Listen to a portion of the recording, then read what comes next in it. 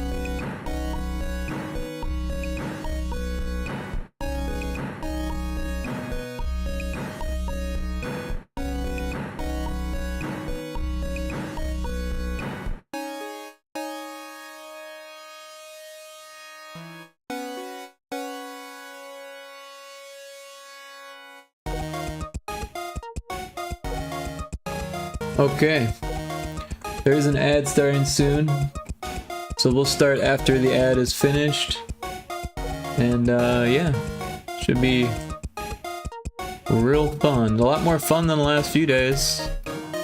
Should be a good time. I'm excited. Be doing things. I'll get the build going while the ad is on. We'll be up and running. Hit the ground running.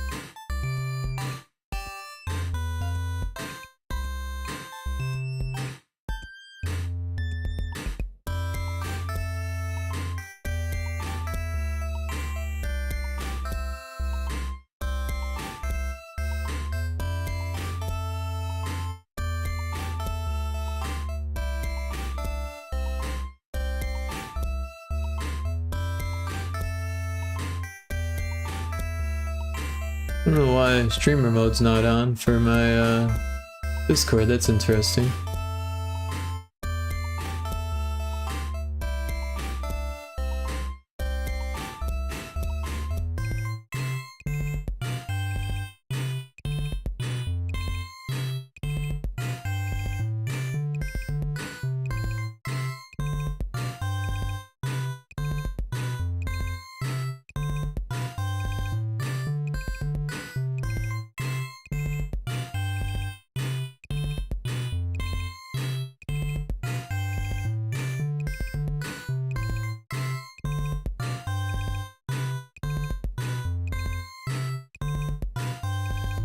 Huh. Usually stream mode's automatic. I don't know why it's not on. But I'm gonna turn it on. It's on now. Alright, are we back from the ad break? No, not yet. Just a couple minutes. Or 30 seconds.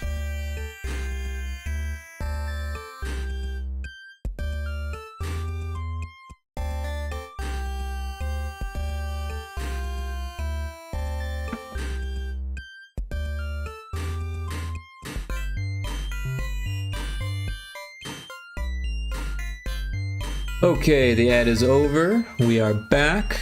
We've got our build loaded, so let's go ahead and hit the button on this. And let's give it some fancy colors here. We'll give it the color that I was using for the marketing, and I'm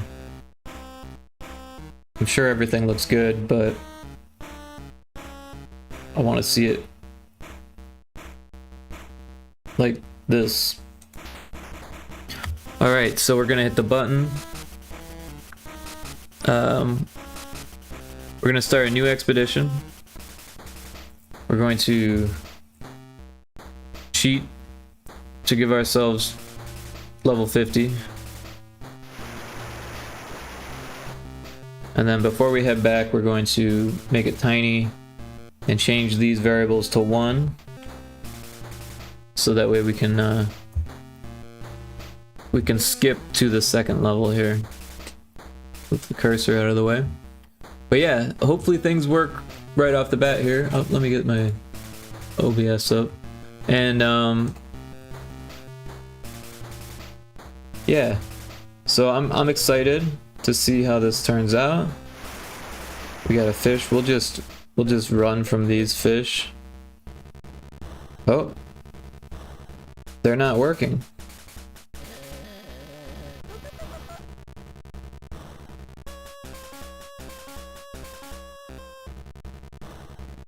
And that would be because we set that variable to be 1 and it's supposed to be 0 here. So what we should actually do, well, I guess what we'll need to do is make it so going through the cave changes the variable. But that's fine.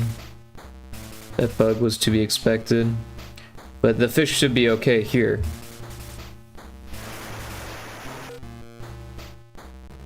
And there we have a fish.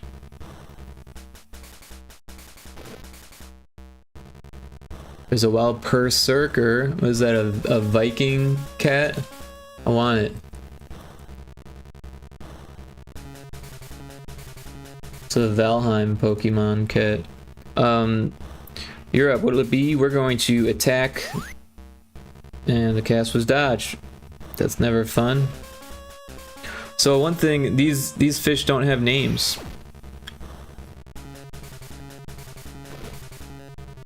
It only says the names at the beginning and when you catch them, because there's no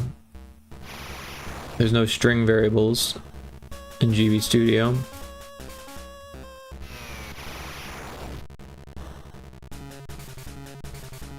Added to fish box. First is caught. Oh, I guess it doesn't say it. But if we go to the caught thing,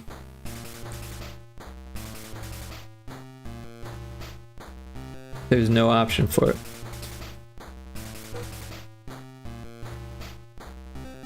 Yeah, we're gonna do some more testing before we jump into the fish box, because I want to make sure everything's working.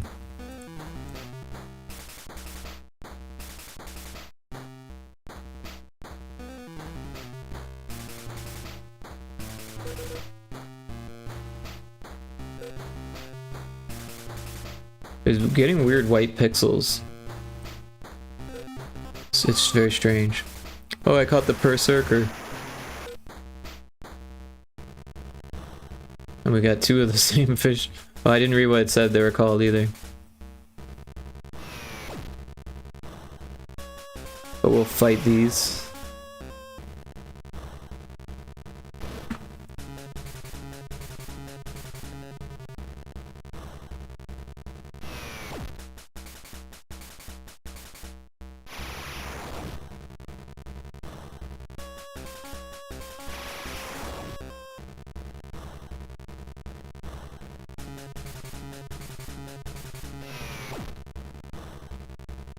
Killed it.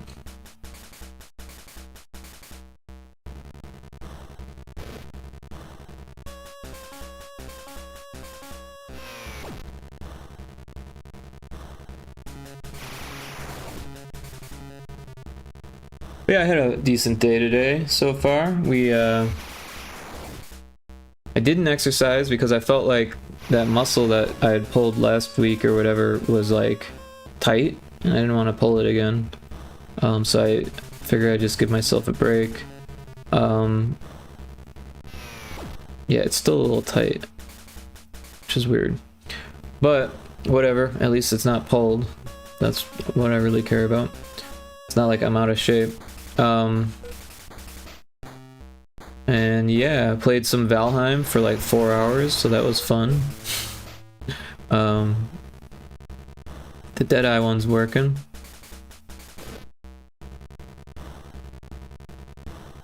It's weird that it's not saying any name, but I guess it's not coded to,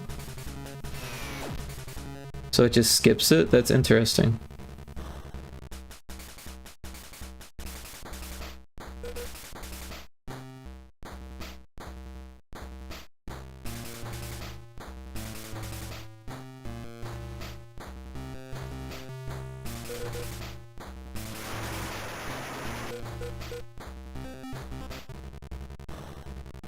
So we've got Cheeks and Zebra.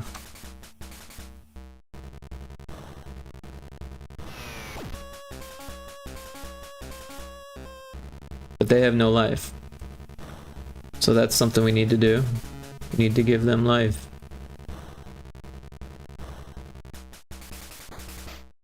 So I guess we should take some notes here. Oh, this is for the wrong game.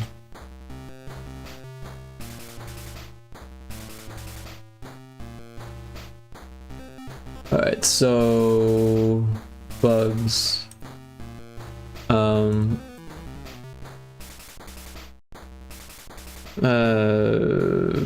Gen 4 fish have no life.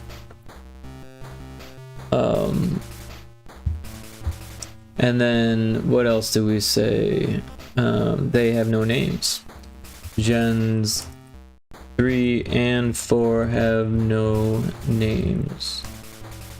Cave should swap world int, and everything else should be good for now. We'll write down more as they come, of course.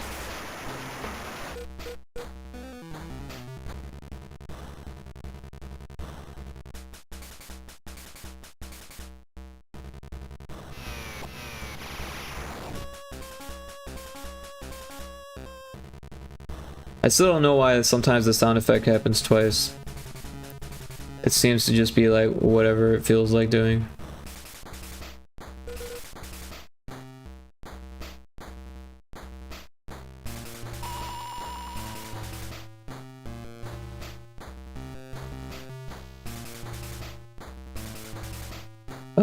Oh, the location integers.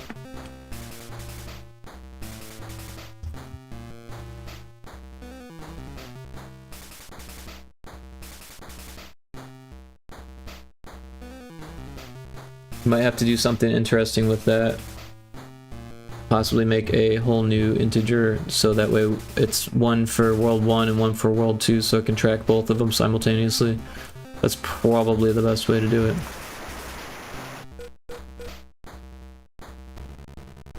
Oh, we got a funky one. Haven't seen this one yet.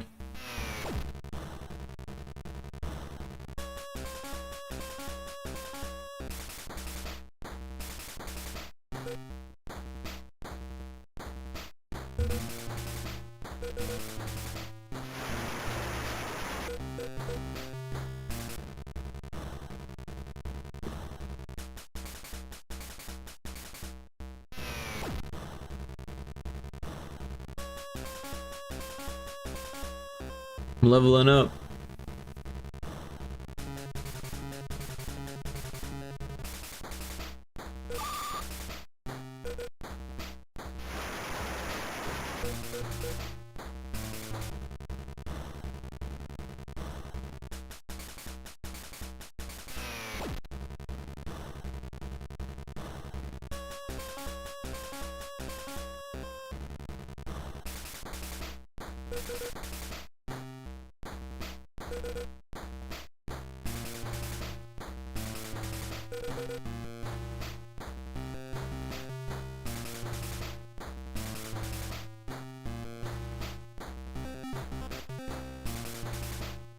Yeah, it would be cool to have items and then like put items in these little spots. But yeah, we'd be running low on actors and we'd have to like move them around based on where the player's at and all that stuff. These ones look good. And they have life. So maybe it's only Fish Zone 3 has life.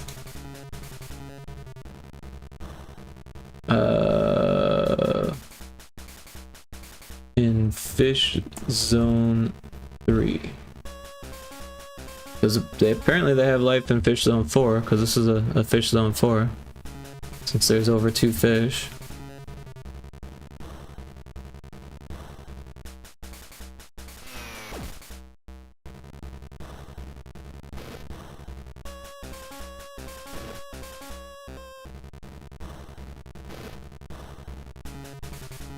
The zebra looks so out of place.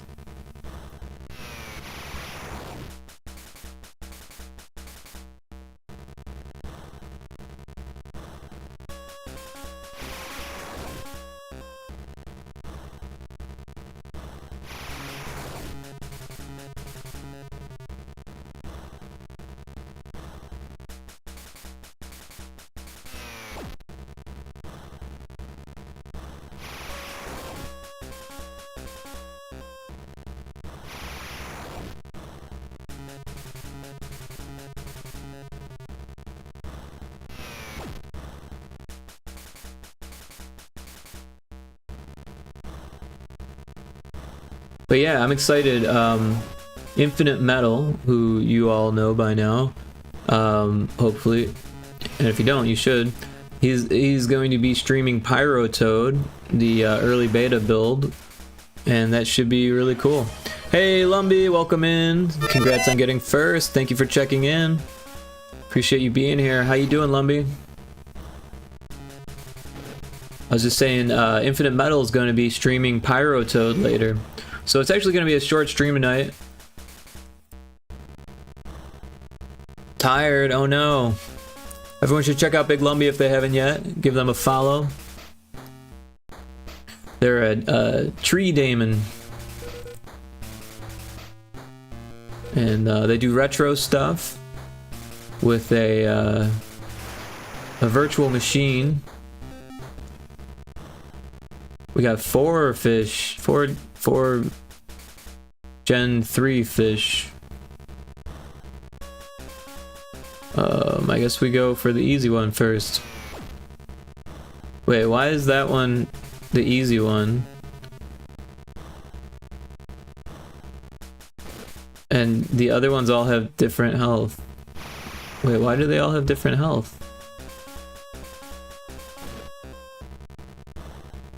Why did one have less health than the others? There must have been an issue. Let's write that down. Position 1 fish or Gen 3 fish 2 had low health. Yeah. Arancini, welcome in. Thank you for checking in. How you doing, Arancini? How's your day going? It's Friday.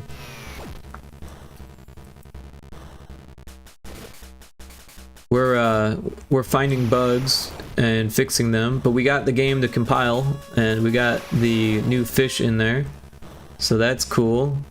But they're just a little buggy. Like for some reason, one of the fish that was the same as the others had way less health than the others. Like I just missed the number. Pretty good day, much better than yesterday. Oh well, I'm glad to hear it. Sorry that yesterday wasn't as good. It's never fun when you have a day that's kind of crap.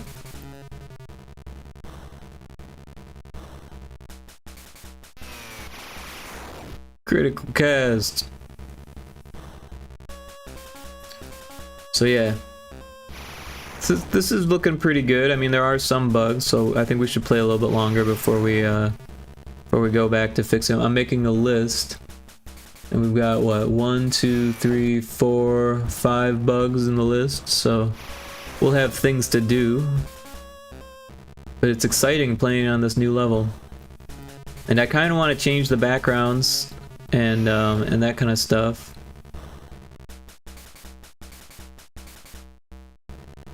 Also, I've got a game idea for the game jam that's coming up. Actually, I think that starts tomorrow.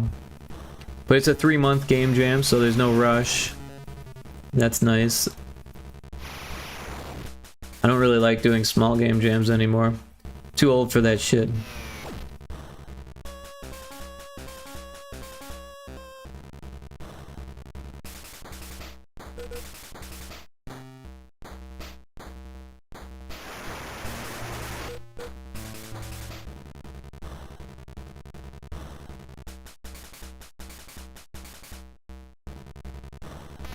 We're gonna run away so we can get more variety in our testing here and less time. The level seems pretty good. It's very maze-like, but at the same time there's a lot of opportunity to like turn around and go the other way. There's some weird glitch where like little white specks are appearing, but I'm not gonna worry about it too much. Interesting. I haven't heard of game jams before. What's all entailed? You've never heard of a game jam before? Interesting. So a game jam is a competition, and they can range, you know, like I could throw a game jam myself and just come up with my own rules entirely. So it can very much range what it entails. Hey, Dragonsmith, thanks for checking in. Appreciate you being here. Oh, a beautiful save. Incredible. We will save. We haven't done anything really yet, though. We've just been testing it. Diffuser system. But thanks for the redeems. Appreciate that. Finish him your way. Redeems are always fun. Thank you. Thank you. So yeah, a game jam could be just about anything. The one that I'm going to be doing, oh, these ones don't have health, but we already know that. The game jam I'm doing is a Game Boy game jam. So the rules are that you have to start the project during the game jam. You can't like use an old project. It has to run on the Game Boy. No non-safe for work stuff. Can't be too edgy. I only have a single brain cell active. Don't expect something intelligent. Oh. Well, that's okay. I don't really expect anything from anyone. But thanks for clarifying. That way if you do provide something, I'll second guess it. Sometimes brain cells are overrated, you know. But at least you got that one, right? What would you do without that one last brain cell? Glad you held on to it. It's important to keep that last one. But yeah, game jams, like I said, they can be just about anything. The one that I'm doing in particular is for Game Boy only. 3 months. You can do a team. There's actually a few different things. There's a theme that's not determined yet. And then there's also, you can do a music cart, which doesn't require a theme. You can do a demo scene, which doesn't require a theme either. And it could be a tool. You can do a tool also. So, and the tool doesn't require a theme either. So if you wanted to, you could like make a music tool or something like that. Like make an instrument or like my game Bit Dropper, that would be considered a tool in this game jam. But you could make a tool into a game, and that would become a game, of course. But yeah, there's prizes in this one. I think there's like over $5,000 worth of the prizes being split among the winning entries. They choose 5 winners for the game set portion of it, and then 1 winner for each other portion. So 1 tool, 1 music cart, and 1 demo scene. But then 5 games. Right now there's like over 1,000 people in the game jam, so that's pretty cool. It's a nice big one. But the coolest part about game jams is that you manually breathe. There you go. You get like a pump, and you just like pump your lungs, like do CPR on yourself. But yeah, the coolest part about game jams, especially these retro ones, is that you end up with like a whole bunch of free games to play. Not all of them are great. Most of them are unfinished or like small versions of something that could be. But you can play them on your retro handheld or whatever. There's also an SNES jam that's going on during the same period that one of my viewers, Puke7, is participating in. So that would be really cool. Get some SNES game jam games, play them on the emulator. Same with the Game Boy. Get some Game Boy games on your emulator, and it's just really fun way to breathe life into the homebrew scene. Get people involved. They provide like links to a whole bunch of different resources so you can to better learn how to do it. There's Discord servers where people are working together. Hey Seagoat, welcome in. Thank you for the bits. I appreciate that. Hope you're doing well. And yeah, that sounds pretty cool, aren't you? Yeah, no, it's super cool. It's very cool. Even if you're not a developer, you can at least play the games. Sometimes the voting is only done by the developers, and sometimes voting is allowed from outside sources. I'm not sure how the voting works on this one, to be honest. I think because there's judges. I think this one just gets judged by judges. Goat is the goat. Interesting. Oh yeah, Seagoat. Yeah. Hot but good. Hey, good is good. Hot is hot, but good is good. Sorry to hear that it's hot. Hopefully there's air conditioning involved.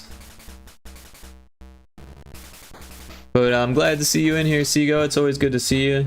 Seago's really cool. They've got this awesome pixel art stream, and they do some really cool stuff for games. They make pixel art for games. Love Cali, but the heat is killer. I haven't spent a whole lot of time in California, but I did spend some time in Arizona, and California seemed very mild compared to Arizona. So I think if you like spend a whole lot of time in one spot, it starts to like you get used to the weather, right? And then it gets real hot and you're like, oh wow, this is hot. But if you go to Death Valley, it's gonna be hotter, right? So unless you're in Death Valley, right? Because that's in California. I think it's in California, right? Dragon Smith says, huh? I'm not sure what the context is for that. Sometimes I just say things. In California also way too hot today. I miss working inside, lol. Oh shit, you're working outside, that sucks.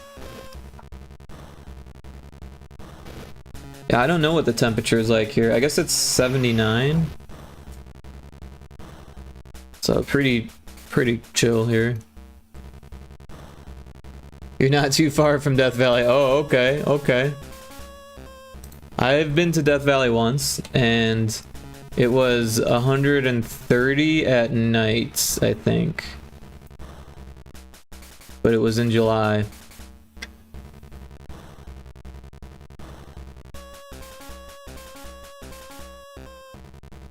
Sunscreen, you don't forget, young one.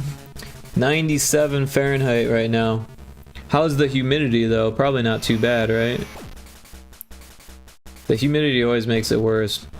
I remember when I lived in Illinois and it would get, you know, upper 90s, lower 100s. It was just, you couldn't, it was unbearable because it was like a wall of humidity, 20%. That's actually pretty high then, huh? In Arizona though, man, it would get to 100 and it was like, it felt like it was 85 in Illinois because the humidity wasn't there. It was just, it wasn't so bad. But the people who lived there their whole lives, they would just be like, fuck this heat, and I'd be like, is it even that hot out? And then I look at the temperature, like, oh, it is hot out. But yeah, it got up to 120 when I was living in Phoenix. People were cooking eggs on the sidewalk.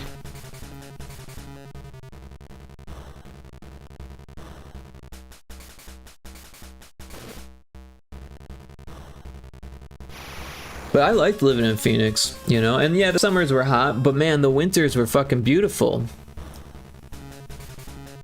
Welcome to the jungle. I need to be better about that, thanks for the reminder. Oh yeah, the sunscreen. Yeah, if you're working outside, that's important because you get to be older. My dad had melanoma removed recently, and that can take your life if you're not careful, you know. That can get real bad if you're not paying close attention and get it taken care of right away as soon as you notice it.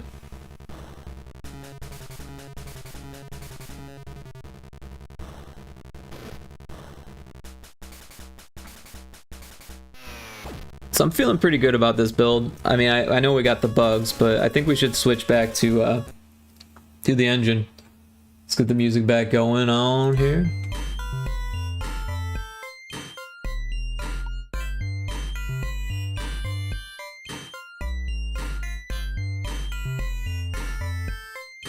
Sometimes I go full night owl just because of the heat. Right on, right on. I can relate. I sometimes go full night owl just because you become Batman. Nice. Cue the Batman quotes. I don't really know them. Load scene. Oh yeah, I don't even use that anymore. I forgot about that. I was like, what is load scene? That was when I was facing a bug.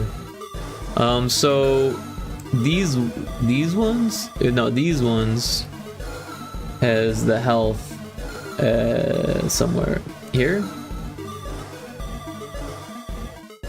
On update on init.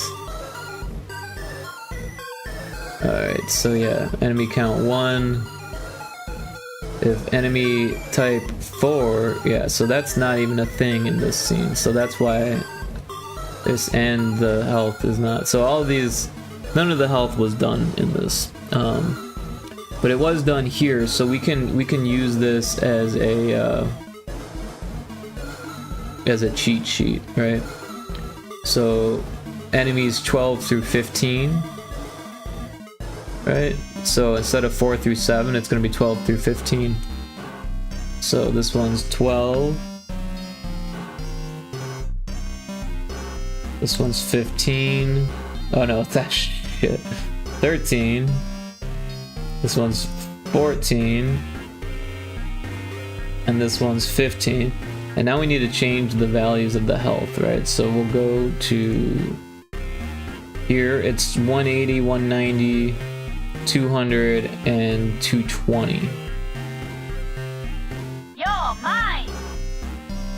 So all we need to do is we just need to add 100 to each. No, I'm still poor because Batman's rich, I get it. We can work on that. First step, become richer than before. If only it were that easy. Yeah, pretty much. Just be born richer. Right? So yeah, we're just adding 100 to each of these. So this one becomes 200. This one becomes 220. I'm gonna need to start working on making more money myself. Put that mindset into a grind set. There you go. You wanna rob a bank? Jeez.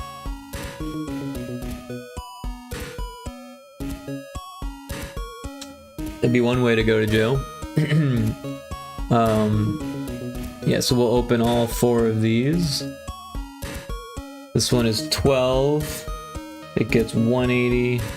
This one's 13. It gets 190. This one's 14. It gets 200. And this one's 15. It gets 220. Alright, so that's all of enemy count 2, and 3. And we need 4, or enemy count 1 also. So we'll do the same thing here. So 14, no, 12, 13, 14, and 15 for the enemy 1 type, and then we need to give it the health. Give it 100 more, 180, oh, 190, 200, 220. Alright, so now those enemies should have health.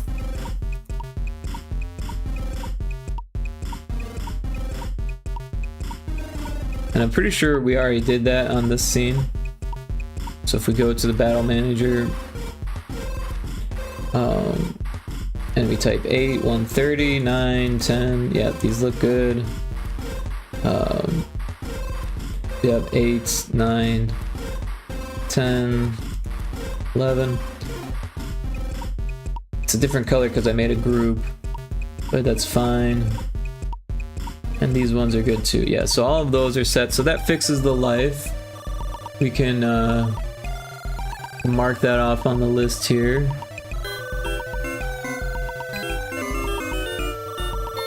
Got the X there. Close with no cigar. Gonna drop a 500 kilogram on the police officers. Oh shit. As a Helldiver, it's optional. Saying is, if we steal $1 from, all I'm saying is if we steal $1 from everyone's bank account, would they even miss it and we'd be rich? It's an interesting point. But you need super credits. Gotta go to the future and get super credits. There's a Budu in chat, or a Voodoo. A Voodoo. I don't know what that is, but it sounds interesting. Alright, so we got the Gen 4 fish have no life in Fish Zone 3. Wait, Fish Zone 3. Oh, yeah. Thank you. Democracy Officer Shiver is Eagle.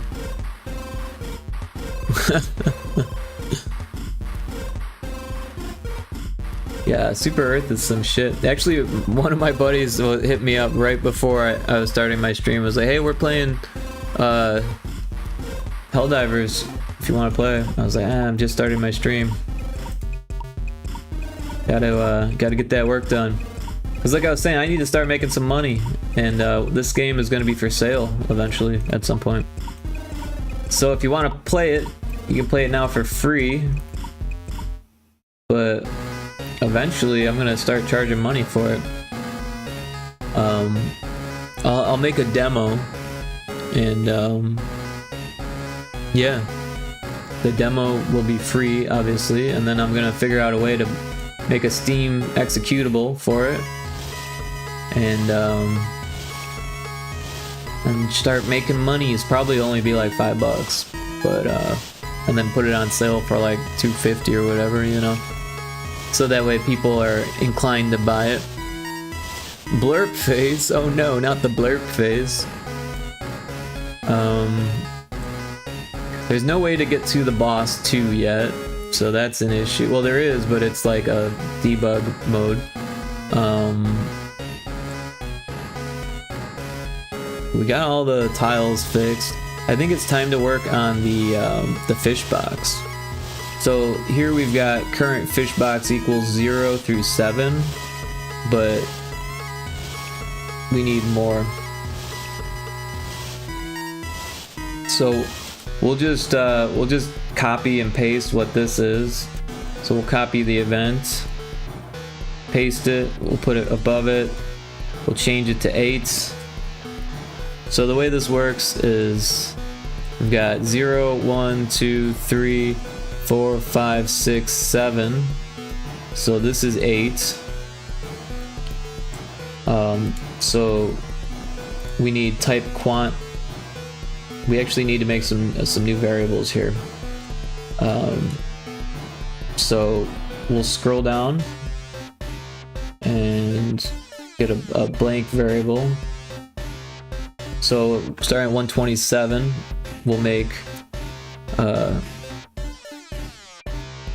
type quant 8. Although that one wasn't capital. Type quant 8, right? Because if we go to 7, that one's type 7 quant. Okay, so we want let's keep it consistent here. Type 8 quant, and then type 7 quant 10s. So we need 10s. We need a 10 and a 1 for each one. To unlock boss 2, defeat the Doom Slayer. Interesting. I think we're gonna have it so you have to find all the locations to unlock the second boss. But yeah, so we need this to be a new variable called type 8 quant 10s, because we're keeping track of the 1's place and the 10's place.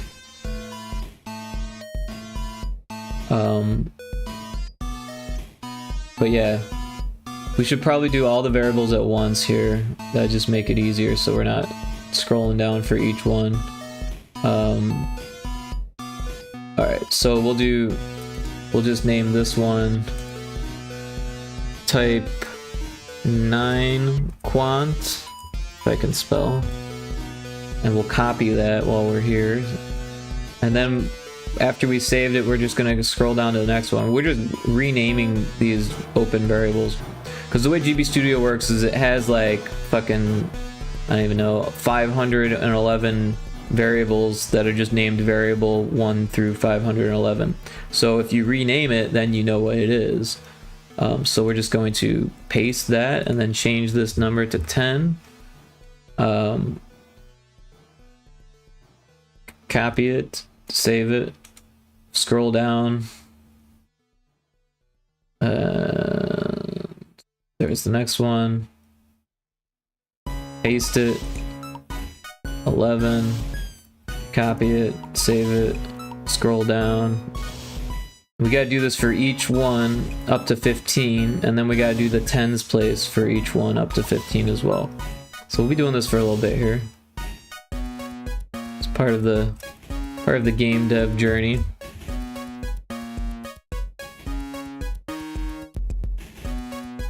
Oh, we've got ad in progress, but we're just gonna do this while we do the ad here. We're not missing anything special. So yeah, we got Doom, or I'm saying Doom, type 12 quant, not Doom 12 quant. Scrolling down, paste, type 13 quant.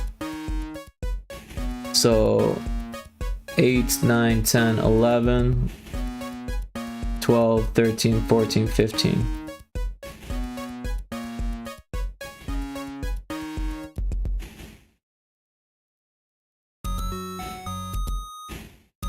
Eight, 9, 10, 11, 12, 13, 14. And then we need 15. And then we gotta do the same thing for the 10's place.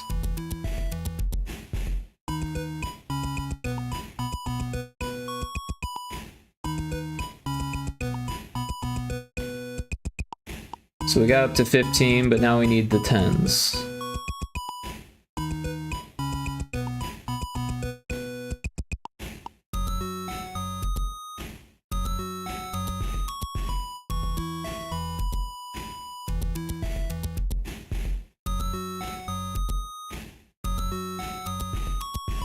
Alright, so it'll be 8, 9, 10, 11, 12, 13, 14, 15. We'll start at 8. We'll edit this, paste that, we'll go 8 quant 10s. I'm pretty sure that's the way we wrote it. Quant display 10s, type 7 quant 10s, yeah, so type 8 quant 10s. That's what we want. So we'll keep on going and we'll do that for each of the new types. So that way we can keep track of if you catch more than 10. Type 9 quant 10s. And we'll pay that. We got that. Let's copy this.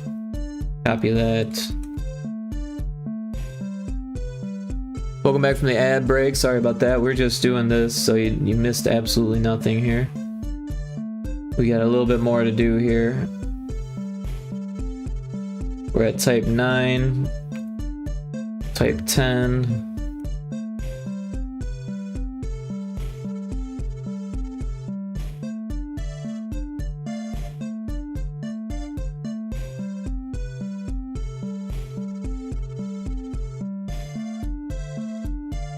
Type 11.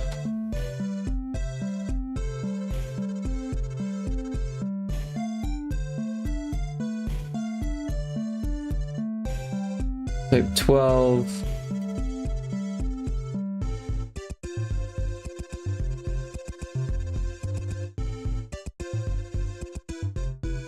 Wait, type 13. I said twipe? That's a funny word. Twipe.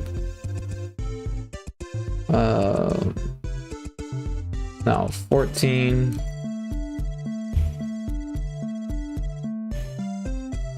Now 15.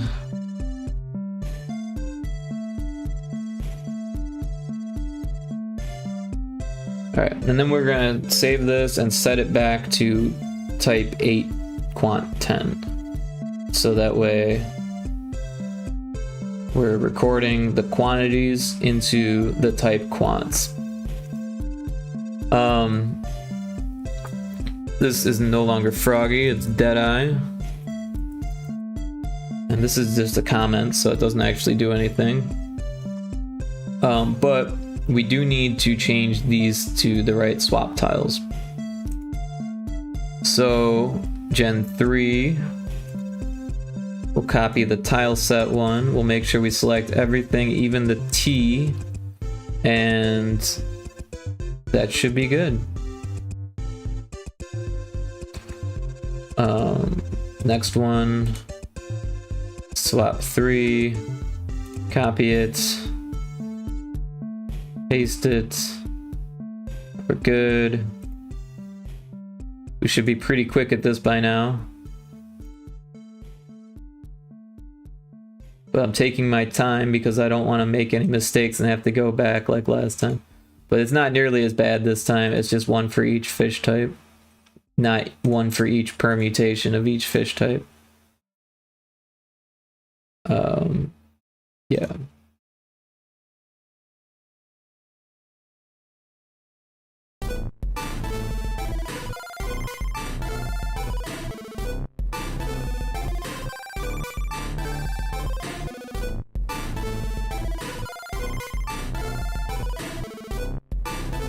Permutations are a nightmare, by the way, if anyone didn't know that. Keep up the good work, Rick. Thank you, Wallace Lovecraft. I appreciate that. Hey, you caught the star. Dropping in. Nice work. Just shoot it, Fox. Just shoot it. Always appreciate the redeems. Hope you're doing well today. Oh, we already did that one.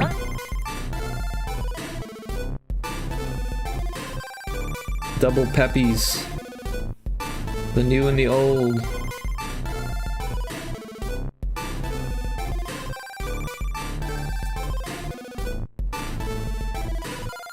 I guess the voice of Peppy passed away from COVID.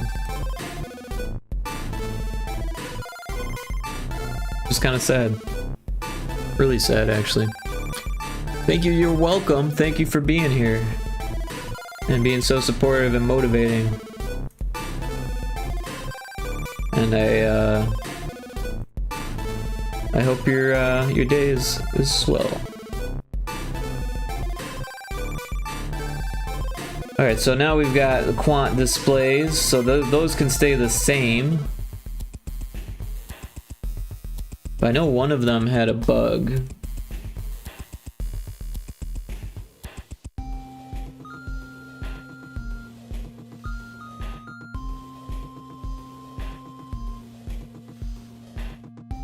But this one looks okay. Also, if we hit the right button, fish box right equals 1.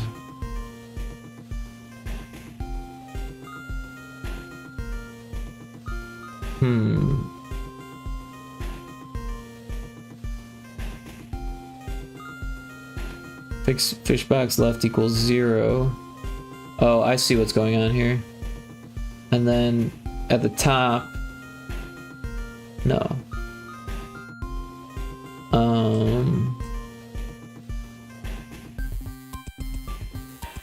I don't remember how that works, to be honest. The draw graphics is good. Attach script to left, but oh, I see. You gotta hit the... No? I don't know. But this is the sound effects. We haven't recorded any sound effects for them yet, so we'll leave that for now. And this is also sound effects, so we'll leave that as well.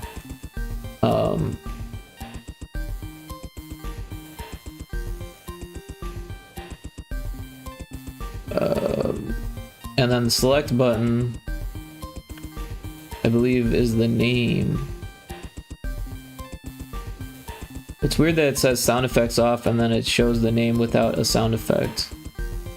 I feel like these were supposed to have UI sound effects and they just never got them. Yes, it has now. It is getting colder because of possible rain. Oh, cool. Yeah, everyone's complaining about the heat today, so you're not alone. It's pretty nice here, actually. It's only 78 here. I honestly haven't taken a step outside, though. I walked into my garage for a second. There's a wild larvitar in chat.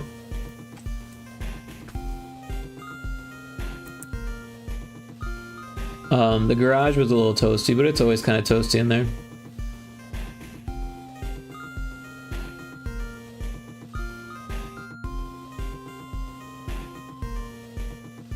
So what we can do is name the fish real quick.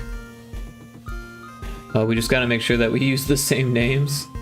So we'll go, if current fish box equals 8, the name will be Deadeye.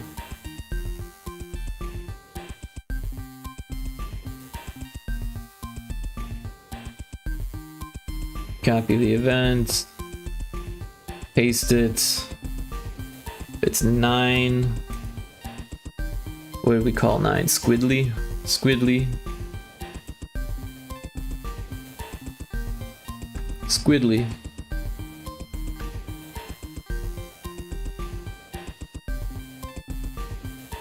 We'll go with copy in 9, paste it.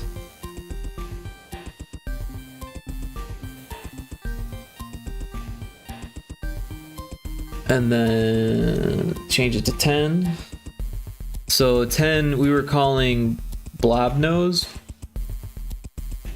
for lack of a better name.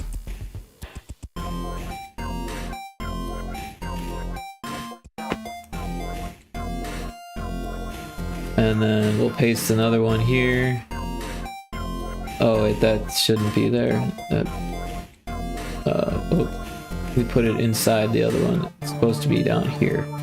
We'll close this. Now this is 11.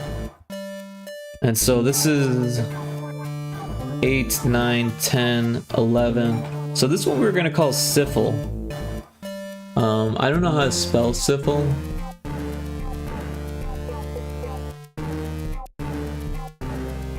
S-I-F-L. I don't think we're gonna get sued for this one. but it is the name of a sock puppet that already exists, so. But it looks a little bit like Syphil, so. We take a look at what Syphil looks like.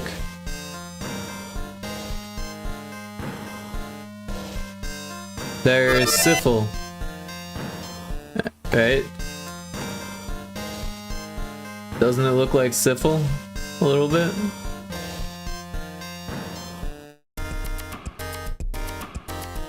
I don't know.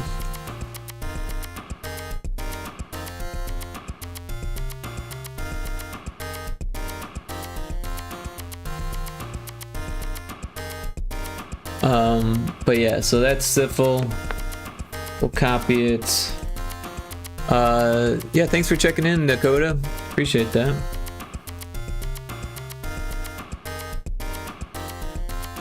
It keeps track of how many times you've done it. So that way, once you get up to like 270 million, you can be like, I've checked in more than anyone else. This next one is called Cheeks. And Seago doesn't know it, but he influenced my decision in naming this fish Cheeks. Because he said that Tiled was Cheeks, and this is Cheeks. So yeah, thank you for that inspiration there. I appreciate that. And then we've got 13 here. 13 is Zebra. I wanted to call it Deborah, but I feel like people will be like, that's a typo. We'll call it Zebra Fish, so people get the joke.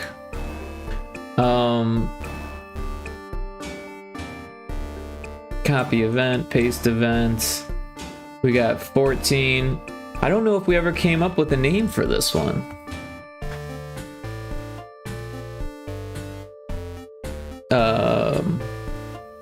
What should we call this one, chat? What should the name for this one be? Kind of looks like a chest burster. Fizzy said it looked like a umbrella mouth gulper eel.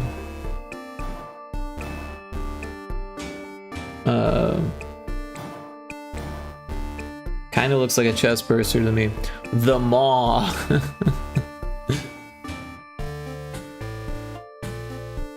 Anyone else got any ideas? Might have to go with the Maw. The Maw. What does Maw mean? Isn't that like a mouth?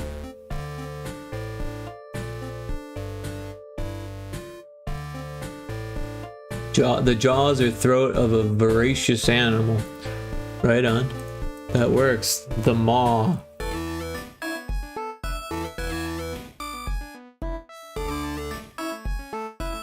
Cool, thank you for that. I appreciate that. And then 15, I think we're just gonna call it Slime. Maybe Slimy? Slimy.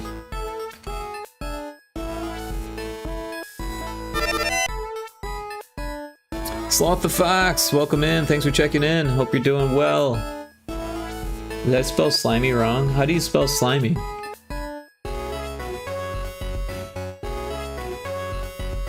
Oh, there's no Y and there's no E in slimy. That's weird. It looks like Slimmy.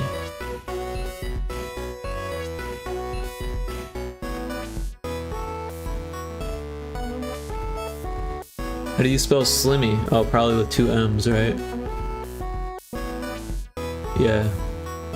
Doing good, just doing some anomaly project. Cool, cool. Yeah, I'm excited for my anomaly project that's coming up. This one should be 15.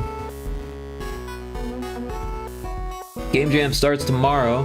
I don't know if I'm gonna start tomorrow, but because there's a lot of Pyrotoad stuff that I need to do. So yeah, we got all the names for the fish box, but we don't have everything finished yet for the fish box.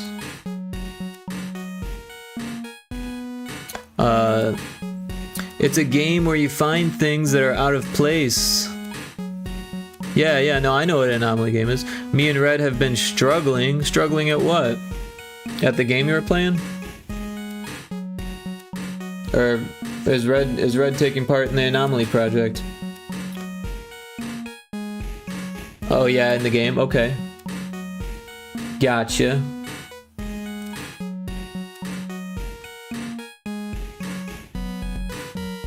I see what's going on here. It's making the UI sound. Oh no, it does do the sound effects. Okay. Oh, that's fine then. No worries there. I'll lurk for a bit, no problem. Thank you for lurking, I appreciate that.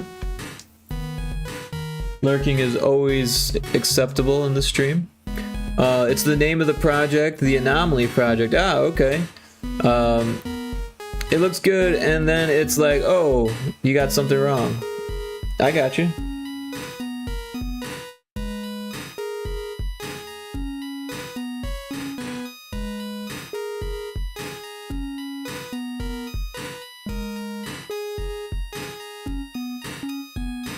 So, you're talking about a game that you're playing, not working on. I see. Because you said just doing some anomaly project, I thought you were talking about working on an anomaly project, but I see you're saying you meant playing some anomaly project, which is the name of the game. I get it. Well, that's cool. Have you checked out the Indie Maniac stream? I'm sure Cryptic has mentioned him. He mods for that. We can shout him out. Who? The Indie Maniac.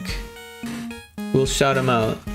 The Indie Maniac. Oh yeah, I follow him. Yeah, he does a lot of anomaly games.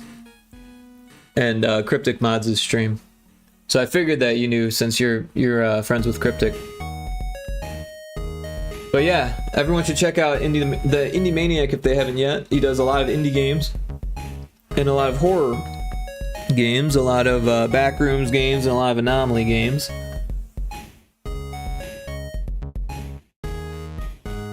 So this fish box right and fish box left, somewhere there's like an update function that checks for that, right?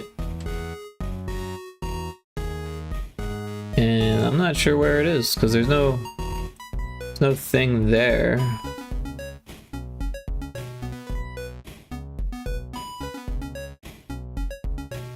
Where does it? Oh, there's a script for it. Okay, so it calls this script, and then so we need to go into the script.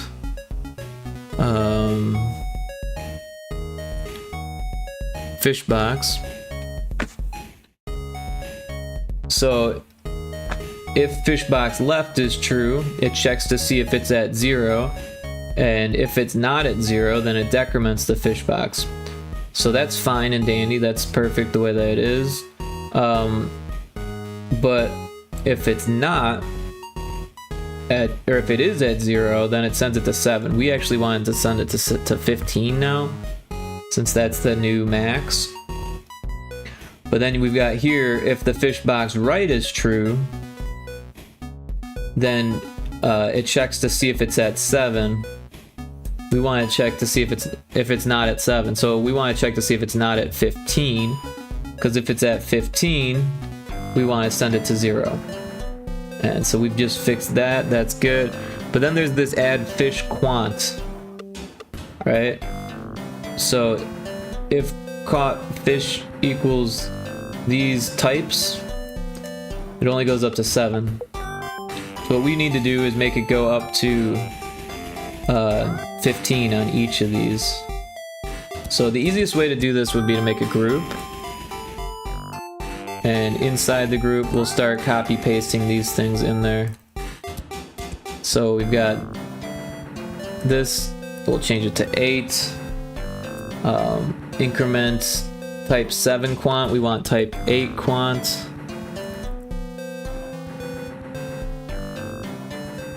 And this one, type quant 10. So if type quant, type 8 quant equals 10, then we want to change type 8 quant to 0, and then increment type 8 quant 10s by 1. Right? So real simply, we're checking to see if the quantity in the ones place goes over 10, and if it does, we send it to 0 and make the quantity of the tens place by 1.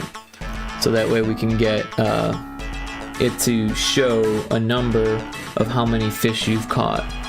And that's how that works. But we need to do that for each of the 1 through 15, or 8 through 15.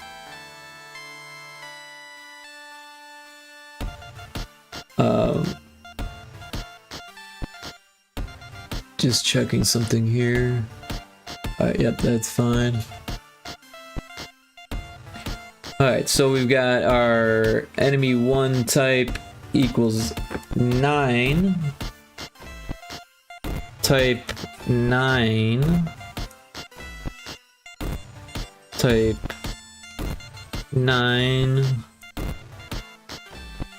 Type 9. And then type 9 tens. And that one looks good.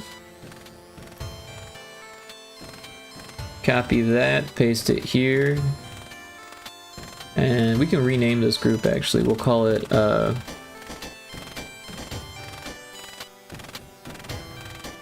set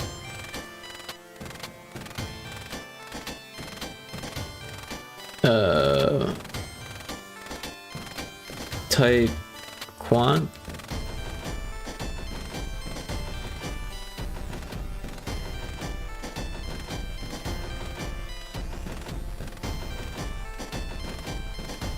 There's a fracture in chat if you play the Pokemon game. So yeah, the way this works is that enemy 1 type, that's the position. Enemy position 1 type. So it could be any number of fish, and then we have to do position 2, position 3, and position 4 because there's 4 different positions.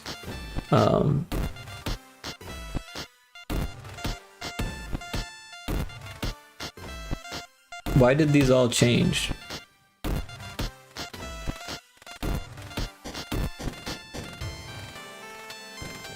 Oh no, I copied it. I was seeing the 2 9s and I was like, wait a second, but we haven't done this one yet. Okay, so this one gets type 10, type 10, type 10, and then this is type 10 tens. Not to be confusing. Intermission! Yeah, it's a good one. I'm a big fan of Monty Python. Oh, you know, I added a redeem for the Star Trek one. I added a new sound effect in overlay. So now it definitely says tea, Earl Grey, hot. Which is what I'm drinking actually right now. Oh, actually it's empty. There's 1 sip left. Last sip of tea, Earl Grey, hot. Alright, so this one gets to be 11. Type 11. Type 11. Make it so. Make it so. It's random. I think there's a cooldown, but I should probably change it so there's not.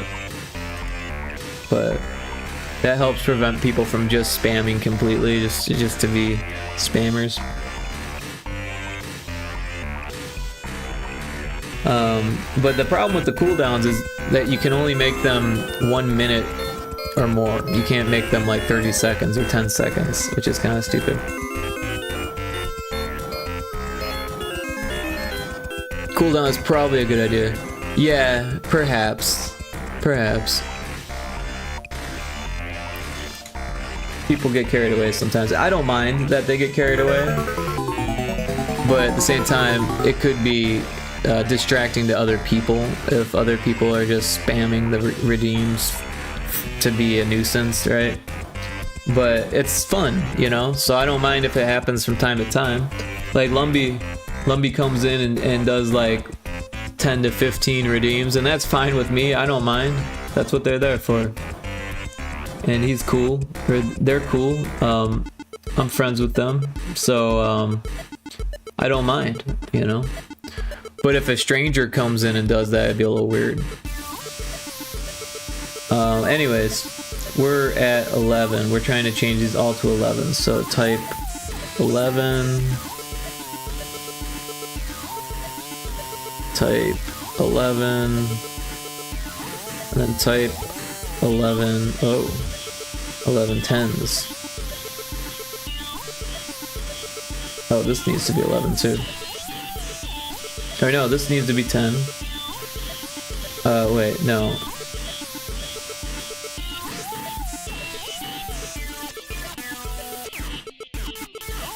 What am I even doing?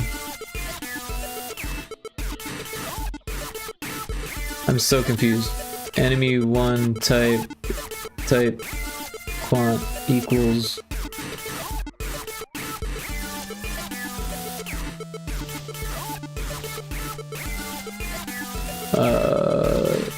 I think I've gone too far here. This one needs to be enemy 1 type. Enemy 1 type, yeah. I went too far. Gotta pay more attention to what I'm doing here. So this gets to 11. And then these ones go to 11. It goes to 11. I kind of want that to be a thing, but honestly, I don't know if this is Spinal Tap that well. I have a copy of it though. But yeah. You know what else had some good one-liners was Electric Apricot. Correct amount of T's this time. We got the correct amount of T's this time. We got all the T bugs figured out. We got all that shit sorted. Sorry you had to go through that. That was intense. Lots of T's. But yeah, if you people know this is Spinal Tap, right? The mockumentary about the classic rock band Spinal Tap, which doesn't actually exist, right? There is a jam band based spoof of This Is Spinal Tap. It's called Electric Apricot, and Les Claypool directed it and stars in it, and it's freaking hilarious. It's basically This Is Spinal Tap, except it's a jam band, and they're called Electric Apricot. And their music is actually pretty decent. The soundtrack is pretty good. One of my favorite song from it is like, "Hey, are you going to Burning Man?" That's like the hook. Dip your toes in the desert sand, something like that. I don't really know. It's been a long time since I watched it. That came out when I was in college. But I'm a big fan of Les Claypool. Obviously, he's kind of getting old these days. But yeah, I actually have a book that Les Claypool wrote, like a novel. It's like a short novel, but it's a novel. It's called South of the Pump House. It's about fishing, and there's like, it's like dark. There's like a murder in it, and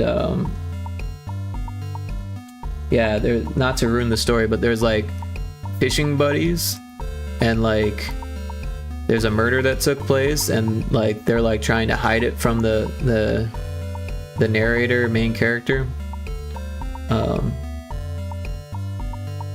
but then I think they end up getting involved in it. I haven't read it in a long time, so I kind of forget.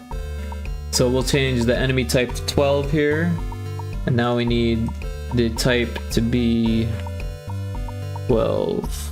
I can't spell. Type, man, I still can't spell. Type 12 quant. Type 12.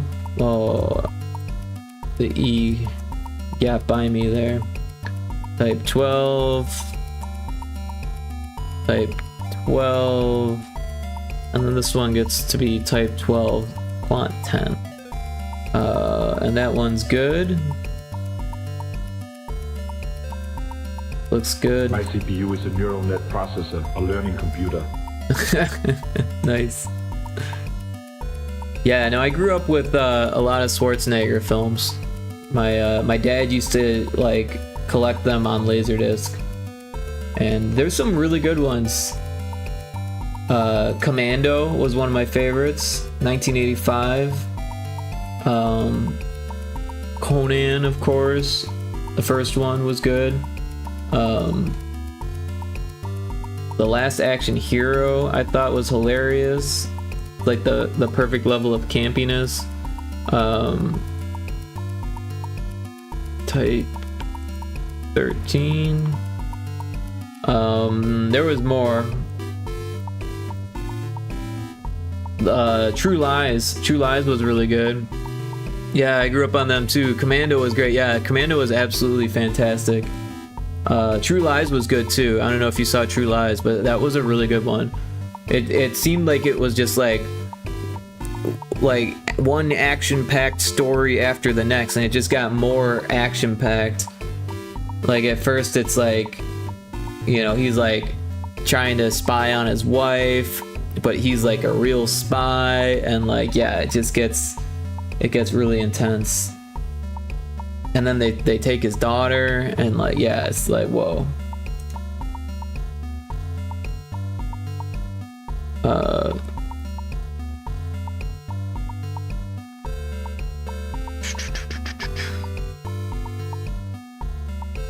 13.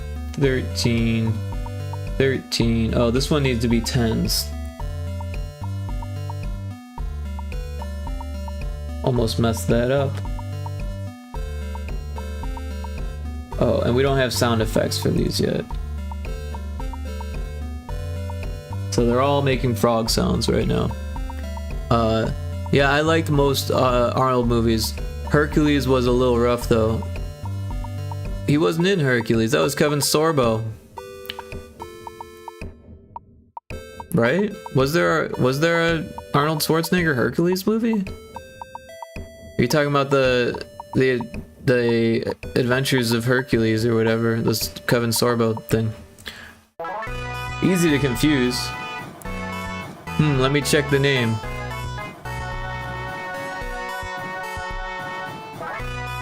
But I definitely watched Hercules, believe it or not. I was pretty young at that point. But yeah, it was pretty rough. Predator was another good one. We do have an ad, but I'm just gonna keep working through the ad here.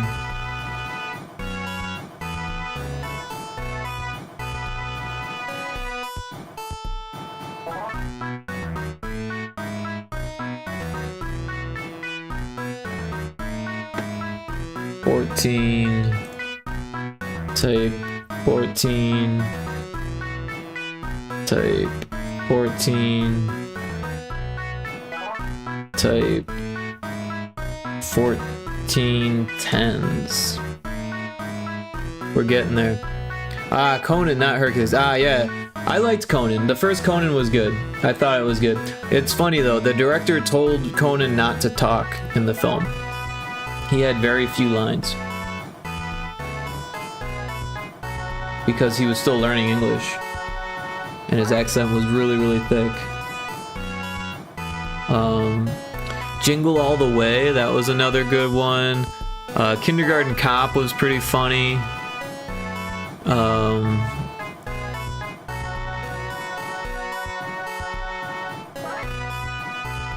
I can't remember any others.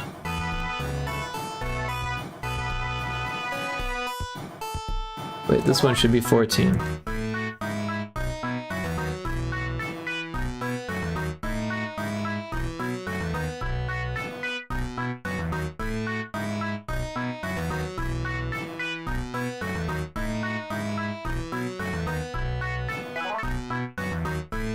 Then we got 15. Type 15. Type 15. Type 15. Type 15 tens.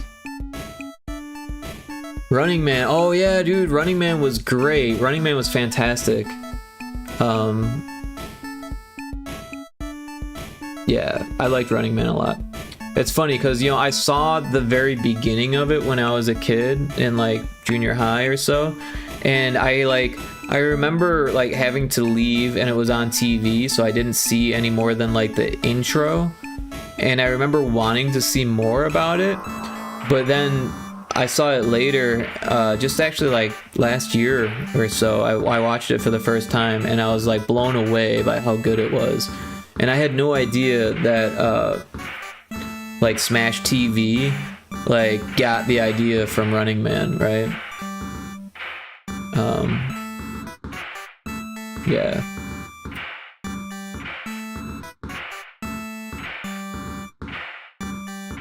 So this one looks good too. Alright, so now what we can do is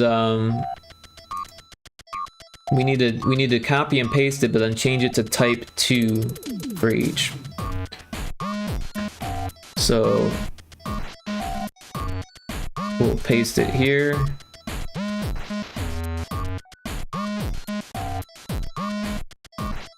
It's loading. Loading. Alright, let's save it just in case it crashes or something, because that was a long loading. So now, yeah, all of these that say enemy 1 type, we need to change them to say enemy 2 type. Enemy 2 type.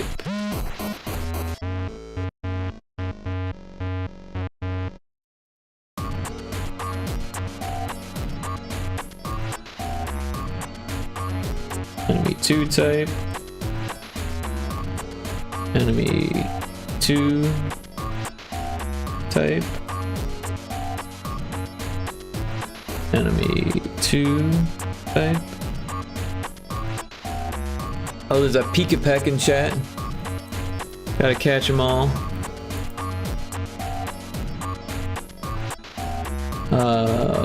This one is an enemy 2 type. I can't spell. Enemy 2. Enemy 2. Enemy 2. Enemy 2. Alright, so that takes care of those. Now we need position 3. So we'll paste these.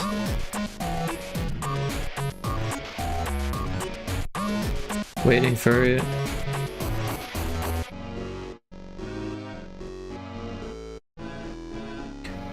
We'll save it. And now we'll change all these to enemy 3.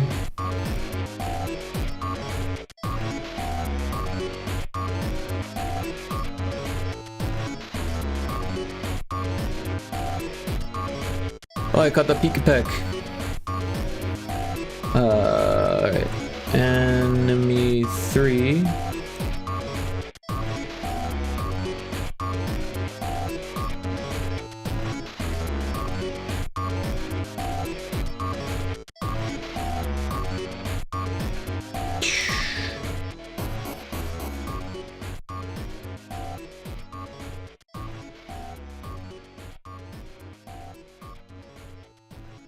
But yeah, I think I saw some of the later Conan movies and they just were not as good as the first one. The first one wasn't bad though. I mean, he wasn't a terribly great actor in those films, but the films weren't terribly bad.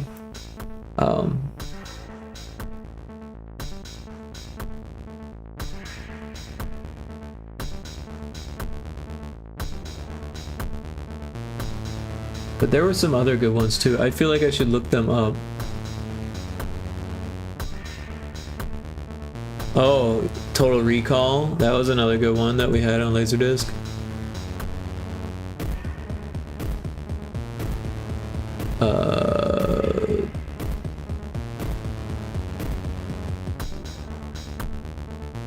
Oh god, Batman and Robin, that was terrible.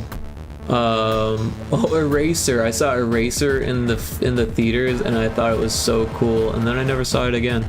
It's probably not nearly as cool. Total Recall was fantastic. Yeah, the original one was so good. The remake wasn't bad, but it just wasn't nearly as good as the remake. I've never actually read the short story it was based off of, but I'm a huge fan of the author. The Sixth Day was okay. I watched that when I was in adolescent rehab, actually.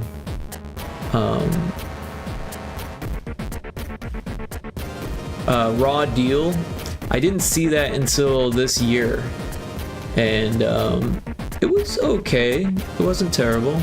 It wasn't nearly as good as his other films, but it was one of his earlier films.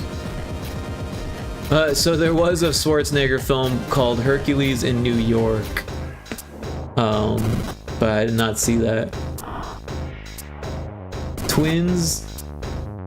Never saw that, I don't think. I did see Junior, but it wasn't very good. I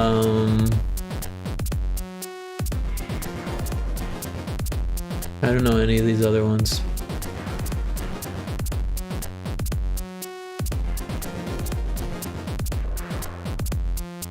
How is Predator now? Oh, there's Predator. But yeah, The Running Man was exceptionally good.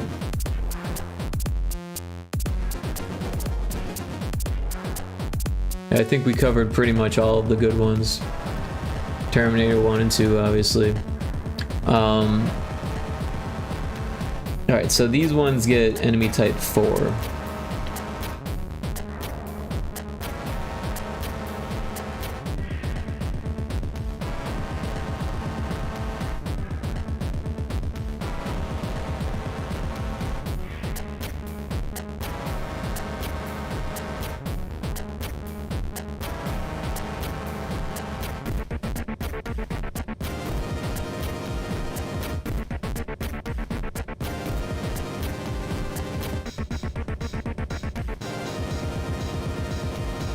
Okay, so that should actually fix most of the fishbox stuff. There's still no sound effects, but it should display the correct number, and it should display the correct fish as well, I think.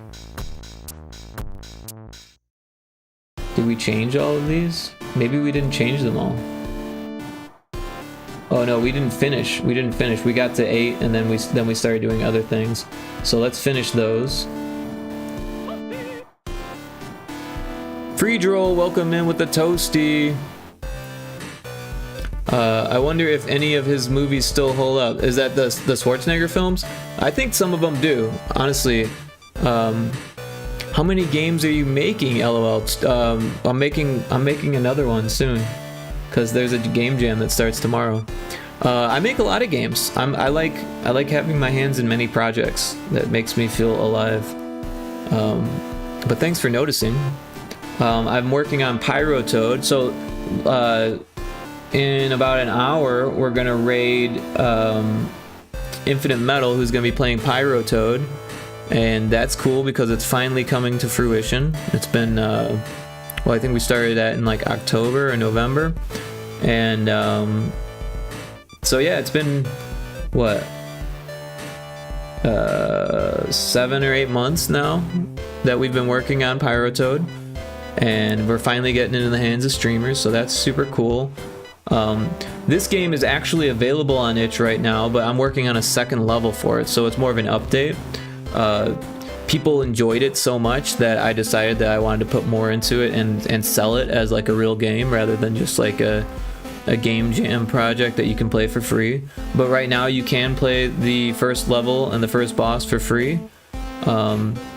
There's a chance that I might do a third level and a third boss and even more fish, but Judging by how long it took me to do all this stuff, I might wait.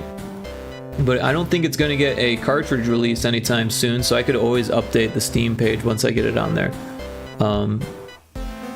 And then there's also Source Hack, which I'm actually sitting on an update that needs to be debugged. So that's 3. And then there's Retro Spaceball, which again is kind of on the back burner and is due for an update. Also a rebrand. I'm going to change the name to Blast Orb. And so that's 4 that are incomplete that I'm working on, like currently. Of course, like I said, Retro Spaceball I haven't touched in a few months now. Source Hack is kind of the same way. I haven't touched it in a few months. This one was dormant for a while too, but then I found some bugs that needed to be fixed, so I started fixing those. And then once I got the bugs fixed, I felt a lot better about testing it, getting it testers again. And then the testers like it so much that I was like, all right, well, I want to give that update and get that update in. So we're squeezing this in. But yeah, I think I'm gonna start a new project next month, so that will be 5 games at the same time. Yeah.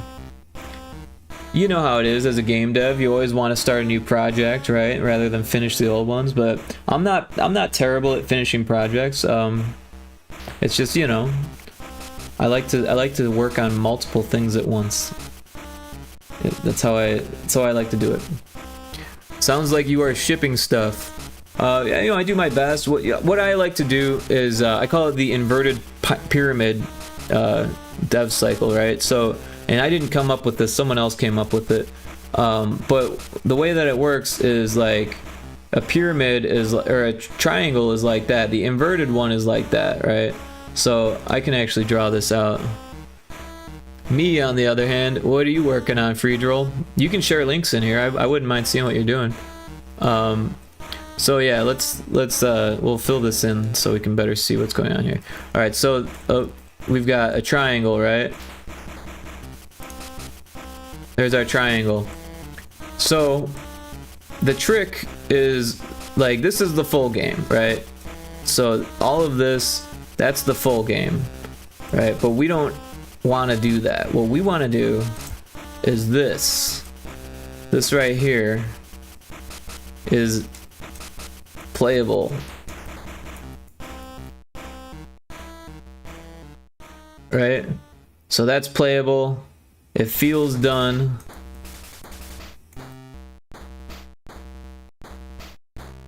And it has the core gameplay.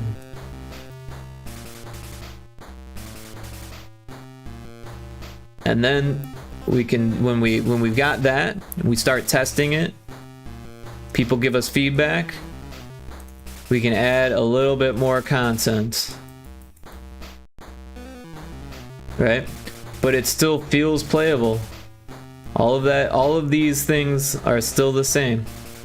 It has everything that it needs. It's a triangle. It's got all of its sides. Then we can just add more content, add more content, add more content, and then we've got the full game done.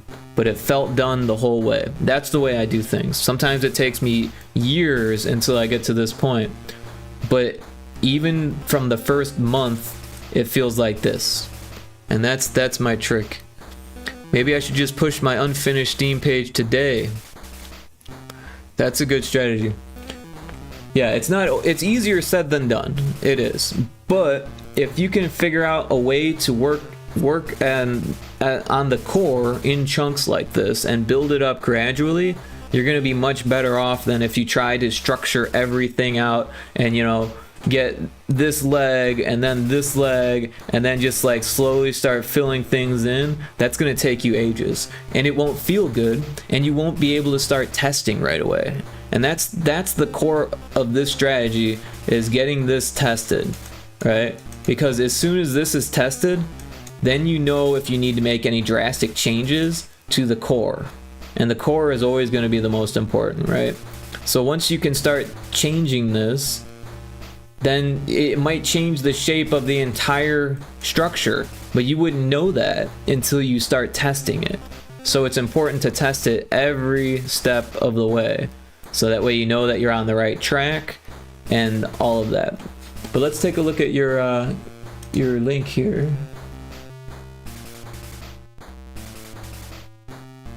Burger Zone.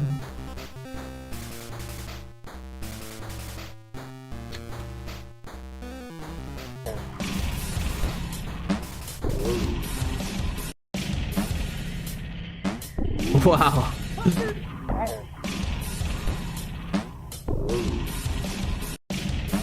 That's really something.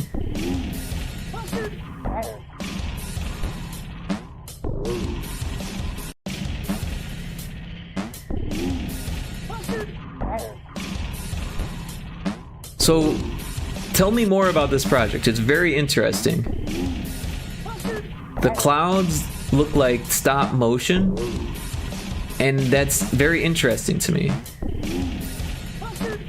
Is the entire game going to feel like stop motion? It also has the early 90s animation style appeal, right? Like that Dire Straits video, or Liquid Television, right? The 3D modeling in Liquid Television. LOL, thanks for checking it out. Basically, I want to make Donkey Kong Country, but with food. It's all pre-rendered 3D stuff. Yeah, that's freaking cool. Let's give you a follow. Are you on Blue Sky as well, or no? Oh, looks like you are. We'll get you followed there. Thank you for sharing that. Yo, you're welcome. Absolutely. Oh yeah, that's a good music video. Yeah, the Dire Straits music video. Yeah, you know what I'm talking about. We gotta move these refrigerators. Very inspired by all that early CGI. Yeah, if you haven't checked out Liquid Television, you could probably find it on archive.org, and there's definitely some early 3D animation in there that could be inspiring. But yeah, I like the vibe. Spatula City, there you go. Dude, I love UHF. And like, I'm not the world's biggest Weird Al fan, but I love that film. LOL, you got the reference? Of course, of course. Battle of the Bits.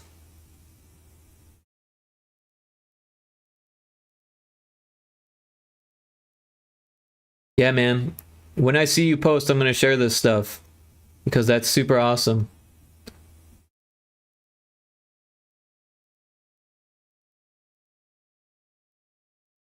Burger Zone Deluxe Meal. Cyber Tomato Soft. That's hilarious. Is this your website? Cyber Tomato Soft. Welcome to the homepage of Cyber Tomato Soft. Interactive video experiences, games, entertainment, enough triangles to satisfy any hardcore gamer. Triangles? In a world of quads, you're speaking in triangles? Getting Social, X.com, the Everything app, Blue Sky, YouTube. I don't know what the Everything app is. Oh, is that all one thing? Join the Discord. Wishlist on Steam. You got it on Steam? Where's your Steam link? Shoot, gotta fix those links. Did you post the Steam link? Oh, Ari, I didn't even see you in here. Welcome in, Ari. Thanks for the lurk. Everyone should check out Ari if they haven't. Ari does art and a lot of Guild Wars 2, and she plays some games and pixel art.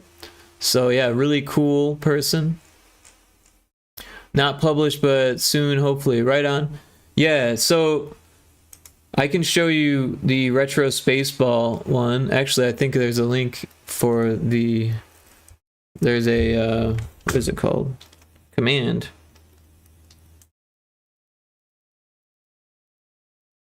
Yeah, so there's the link for my Steam page. It's not finished, but you can wishlist it, and it's been up for a long time now, and I still don't have over 1,000 wish lists. But there's no demo, so that kind of when you've got a Steam page up and no demo, they really don't. It doesn't get you any wish lists. You have to get them yourself, kind of thing, and it's a challenge because you don't have a demo. But yeah, I recommend getting your page up as soon as you have a decent trailer. So you know, get your trailer together, get that going, and some screenshots. Then all you need is the information about the game. You know, like what type of game it is, the genre, the tags, the short description, the long description. Maybe get a GIF of the gameplay in your description. People like to see that. Yeah, I got screenshots plenty, but no trailer yet. Right on. Well, get to work on that trailer. It doesn't need to be a professional trailer right away. I mean, it definitely helps to have something that looks professional. But I do all my own trailers, so like, you know. But yeah, I also made the trailer for this game I worked on called Little Screamies. And that is up on Steam, you can play it. We'll probably end up making a few trailers. Yeah, that's the way to do it, is to continuously make trailers and keep updating as you update the game. And that gets really expensive if you're paying a professional. So it's better to just learn how to do it yourself if you don't already. But it looks like you have an idea of how to make videos. There are some really good GDC talks on trailers, especially though. I'm not sure if you're into GDC, but on YouTube there's like a GDC channel. But I just go to YouTube and I search GDC, and then like trailers.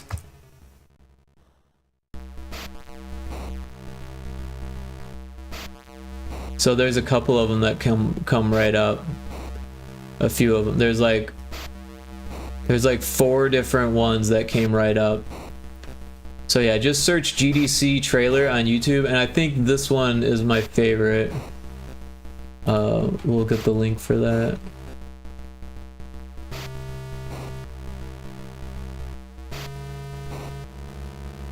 I think this one is my favorite, but all of them are good. They're all worth watching. Although there's a new one that I haven't watched yet, so that might be interesting. All game trailers are not created equal. I haven't seen that one, but it's from Adrian Marie from Dotemu, and it looks promising. But it's from 2024, so I haven't seen it yet. I'll check it. Yeah. I'll paste the search results also. In case you get some free time, go through that search results, and you know, they're not super short videos, but they're really in depth, and you take notes, you know what I mean? Literally take notes, and you will be better at making trailers after watching these talks. Yeah, it's really interesting.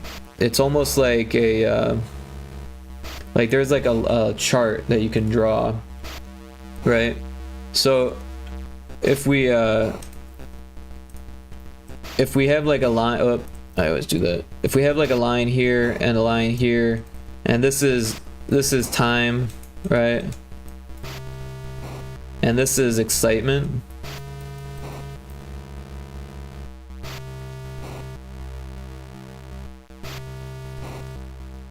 Alright, so you want to start up here.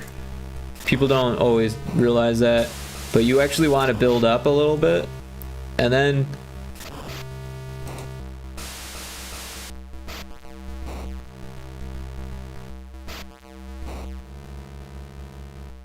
you want to get back up to here, right? And I put it way up at the top because the whole thing should be good content. All of this should be good. There shouldn't be any lulls. There shouldn't be the boring stuff. If you got a part in the game where you're like fiddling with, you know, UI or fiddling with your like inventories or something like that, just leave it out. You can show some UI, but show it with action and show it with lots of juice. All of these spikes are going to be action and juice.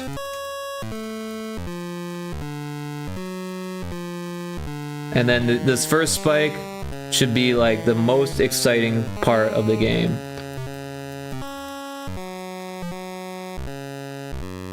And then this part is what they call the cherry on top, right? This is the cherry on top right here. And because it's like the reward for watching the whole video is what it is. But the whole thing shouldn't be more than 1 minute and 30 seconds. So that means you got cuts all the way through here. All of these are different cuts, right? So you've got like 1, 2, 3, 4, 5, 6, 7, 8, at least 8 or 9, 10, 12, 15 cuts, right? As many as you can fit, basically. As many as the gameplay requires. Because let's face it, when you're filming your game, not each frame is going to be exciting, or not each cut is going to be exciting. So cut off the non-exciting part, and then just go straight into the next one. There's little tricks that you can do in your trailer to help, like sometimes you can zoom in, right? So we'll make a new layer here, and let's say the player, because you got a side-scrolling game, let's say the player is right here, right? Is like Frylock or whatever, and Frylock with legs and arms, and which isn't a bad thing. I like Frylock. So what I'm saying is that this is fine. Show this, but also show this, right? We're game developers. We can get super close and zoom out, and then not zoom out all the way, so that way the players can really see the action and everything. Frame it nicely, you know, but then you can even zoom out all the way and fit the whole frame in there, so players know what to actually expect of the gameplay, right? But it's just like a film where you can play with that as much as you want, and it's trailer, you know. As long as you're showing the gameplay, people won't mind. Things you want to stay away from is screens full of text. That doesn't work. Some people do it. Some big studios get away with it, but mostly for indies, that doesn't work. People don't care. They don't want to read that. It feels like homework having to read just to get through the gameplay. And if it's not important, they just won't read it. I would stay away from taglines unless they're like really good. And the voiceover stuff, I could take it or leave it. Most people could take it or leave it. If it's really, really good, then it could help. If it's not good, don't do it. Sound effects, what I do is I record the footage without the background music, with just the sound effects, and then I'll put the music in post, so that way when I'm making all those rapid cuts, I can have one seamless piece of audio. Or if you want to show that there's variety in the game audio, then do it on the beat instead of on the cuts. Do it on the beat, so that way it actually feels like a remixed song. And also it makes sense, if you're going to do that, to use songs in you know, keys that worked well together, or the same key, and use the same tempo, so that way it actually feels like one song. I think this definitely overlaps with my skill set. Yeah, absolutely, 100%. Most game developers have the skills to be trailer makers. There's just a few other things that go into it. And I'm not sure what engine are you using. Are you using Godot or Unity or Unreal or something like that? Or are you doing it all yourself? With I don't know Godot or Unreal that well for trailer making, but in Unity there's a plugin called Screen Recorder, I think is what it's called. and it's fantastic. You can record in 4K, and it's just unbelievably good. Godot, okay. Godot has pretty easy video export. Right on. Yeah, make sure that you do your best to get it in the highest resolution possible, and yeah, it shouldn't be too difficult. Play with the camera. Like I said, what I do a lot of times when I'm making trailers or even promotional videos for Twitter and stuff, I will make a camera just for the application that I'm using it for the platform that I'm using it for. And I'll code that camera. I'll put extra code into the game just to make that camera do things that I want for the trailer. And that's take advantage of that, because that's the hardest part about making a trailer for someone else's game, is that you can't code the game. The game is already coded. All you have is the game and the gameplay to record. So if you have the ability, go in and code a trailer in your game. You know, don't break the game, obviously, or make a backup if you need to, but go in and play with the code to make it work better as a trailer, and then change it back. What I do is I make a little boolean, you know, like trailer mode, and then I get all the stuff, you know. With little screamies, we had the programmer put a fly mode in, so you could just in the editor just click on fly mode, and then you could just fly. And then what I did was I changed the bob speed, so that way it wasn't bobbing, right? So that way you could do these smooth transitions, and I was just controlling the camera like I was, you know, a first-person controller, except I was the camera, and I was like hovering around to get these what do they call them, establishing shots for the level and stuff. I'm gonna drink some water here. My mouth is getting dry.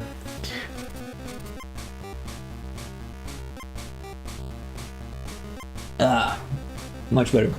But yeah, that's what I did. I played with the engine and the camera and the first person settings to get establishing shots, and it made the trailer much better. And then yeah, I made the music, and I made the logos and all that stuff. There is an ad starting soon. We ran out of snoozes. But yeah, I'm gonna continue working here through the ad. So let's see, we've got Fishbox 8.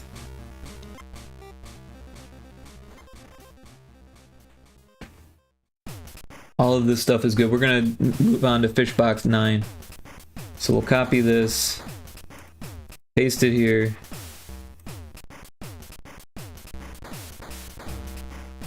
Fishbox 9. There is a Watrel in chat. I'm not sure what a Watrel is, but I'm gonna try to catch it.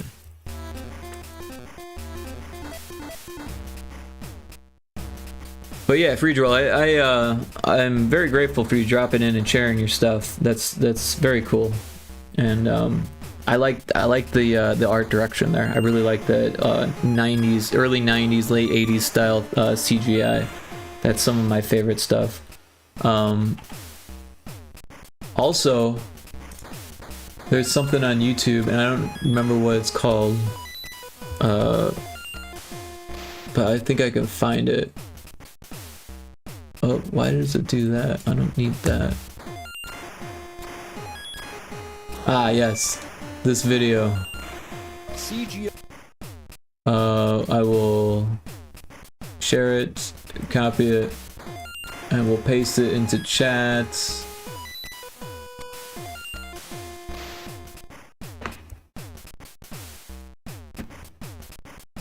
So this video also will be good.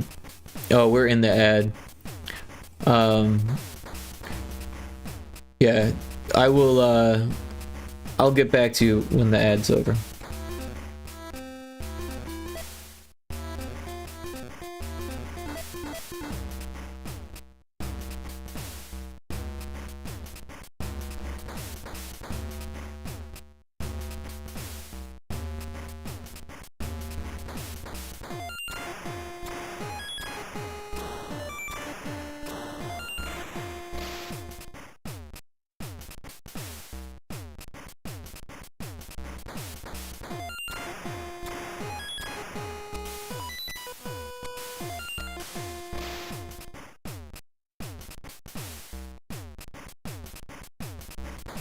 Oh.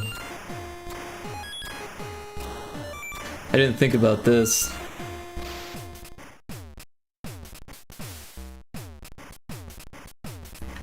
These numbers need to be changed too.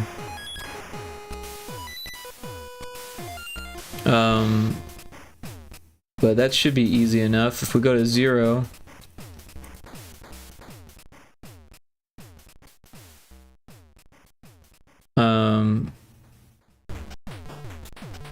alright, so what we actually want to do is we'll go to 8. Yeah, so this one starts at 9. It's not supposed to. It's supposed to start at 0. So what we're gonna do is we'll take this there, and then we'll remove this, and we'll get it from this one. I'm glad I caught that. Now we do need to make changes to this again. We're back from the ad break. Welcome back. Yeah, free roll. Sorry about the ad. So yeah, thanks for checking it out. I will have more stuff soon. Awesome. Yeah, I can't wait to see it. I'm definitely going to share it on social media as soon as I see it. And then that link there is a CGI video that has a bunch of early CGI stuff, which is cool. I think it's called Early CGI is a Nightmare. Oh, no, early CGI was horrifying, and it's like a 30-minute video of early CGI. So just like, you know, the good stuff.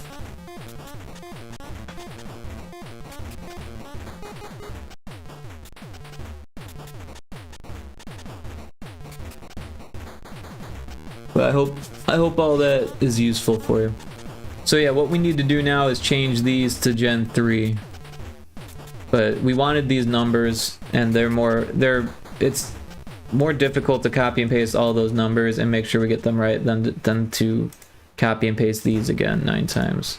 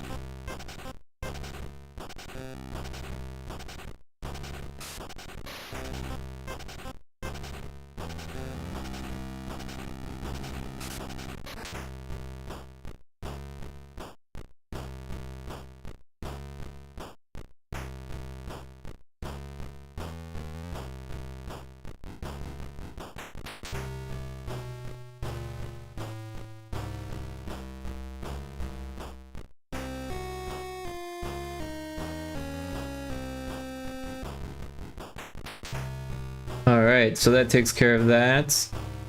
Draw a fish. That's perfectly fine. We're drawing Deadeye here. And that's good.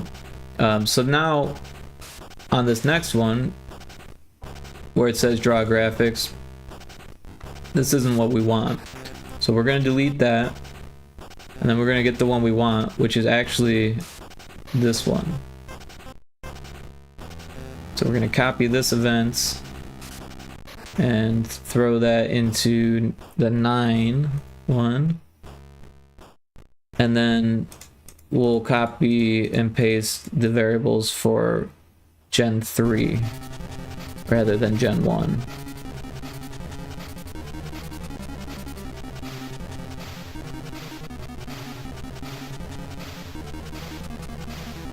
And we'll do that 9 times. So this is the instructions to draw the fish into this ice box.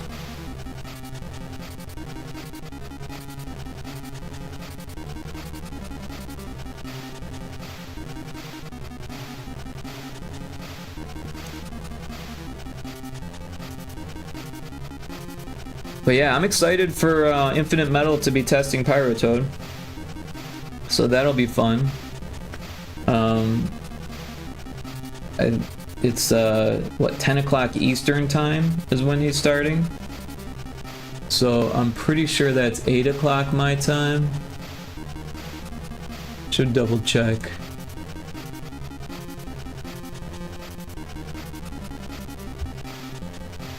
Oh, that's 9 o'clock. Okay. So we still got some time.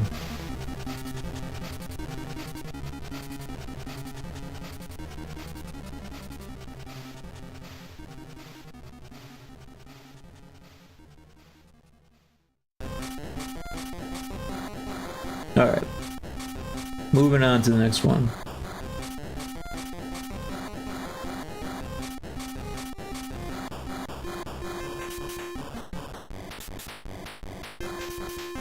Oh, did I skip one? No. Let's close these ones.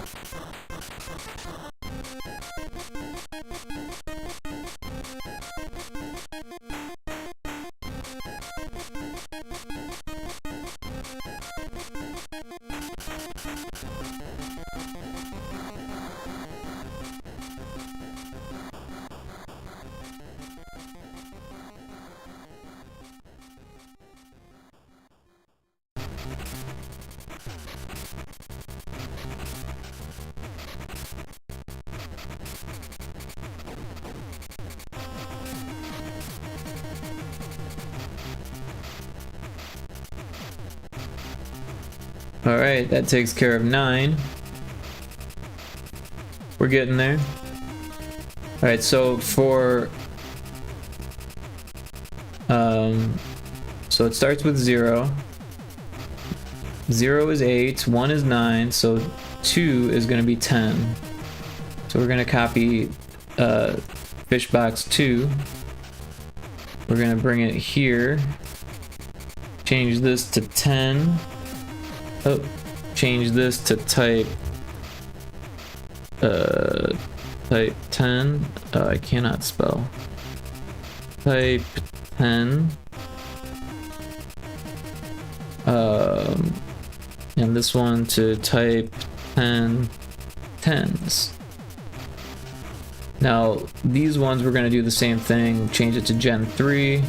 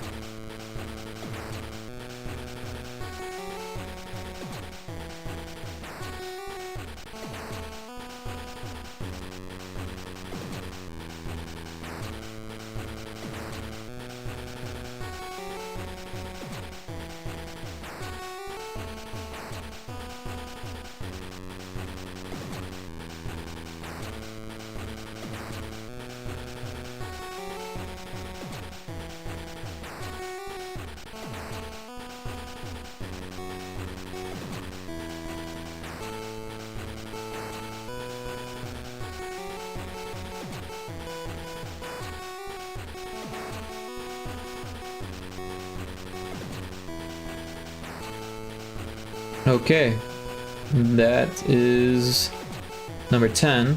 So now we need number 11, which is 3. So we'll copy that, paste it here, name this 11. Oh, that stays the same. This one becomes type 11. This one becomes type 11 10s. Now we need these 9 GBVM scripts. Replace them with Gen Swap 1 or Gen Swap 3, Gen 3 Swap, whatever it is. And then copy paste the tile set information there, and we'll do that for each 9 of these scripts. Each of these 9 scripts. Yeah.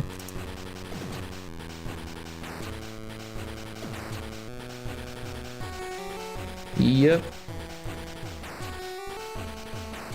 Happy days.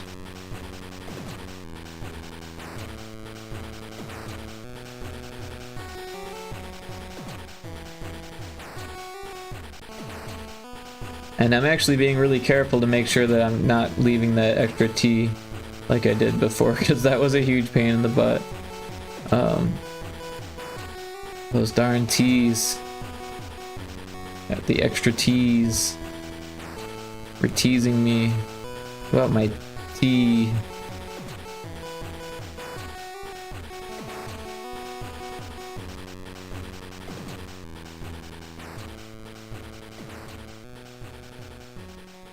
T sounds pretty good actually right now. I'm out of T. I ran out of T. Oh, did I copy the wrong thing before? Better double check my work. Nah, those are okay.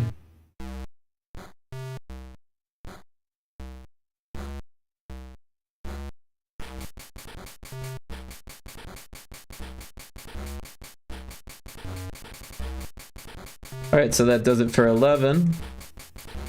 So 8, 9, 10, 11, 12, 13, 14, 15, right? So we go to 4, and this one, we go here, is Gen Swap 2. So this is actually the same numbers as this one, but we'll grab this one just so we're in succession. Doesn't really make a difference. Alright, so now we go to 12 here. Type 12 quant. Type 12 quant 10s. There's a blip bug in chat.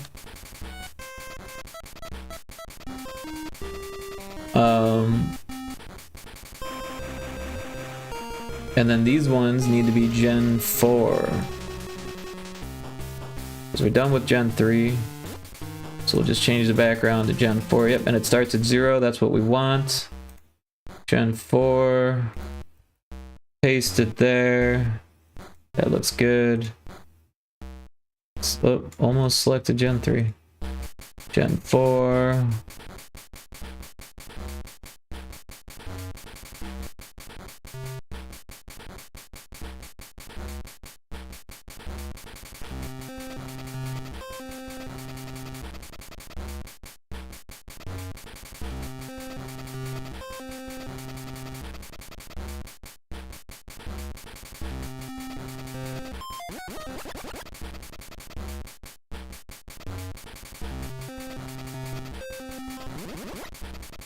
Oh, I did it with the T, but I caught myself, so that's fine.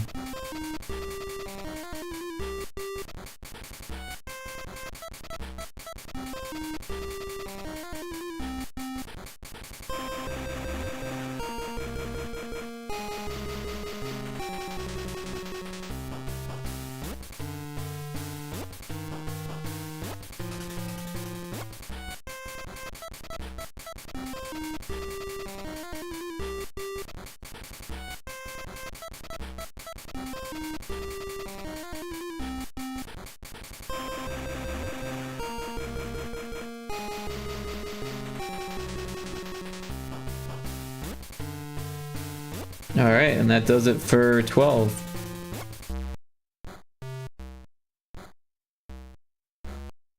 So we'll go to 5 now.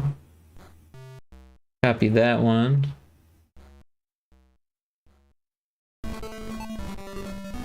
We'll paste it at the bottom, move it to above 12.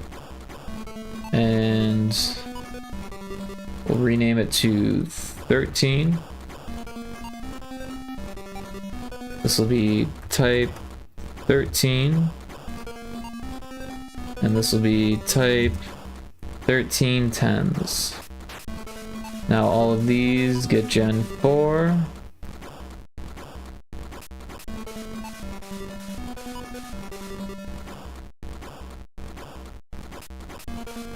Paste that there. Add a reference. Gen 4.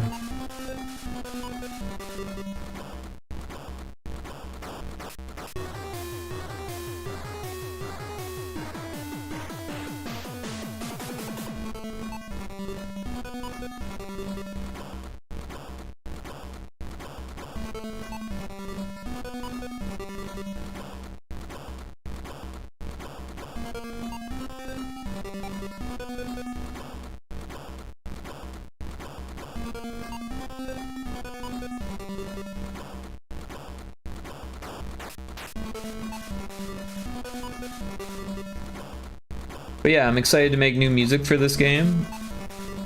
I'm not sure what we're gonna do for the new backgrounds for the fights, but that's something that I want to do.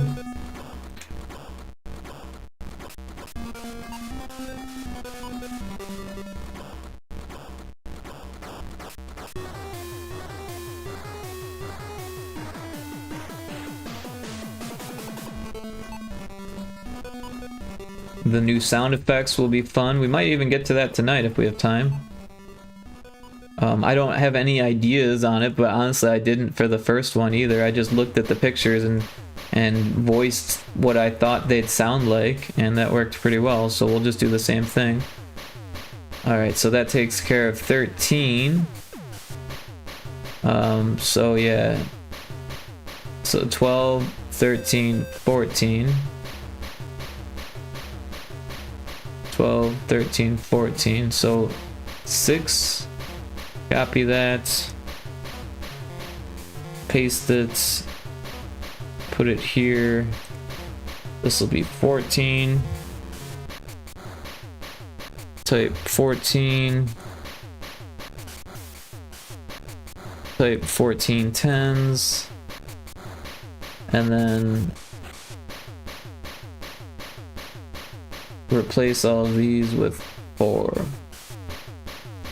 Background, gen swap 4. Gen 4 swap, whatever. Paste. Looks good. Reference, gen 4. Paste. Looks good. Oh, that's 3. That's not what we want. 4. Paste. Looks good. 4. Paste. Looks good. 4. Paste.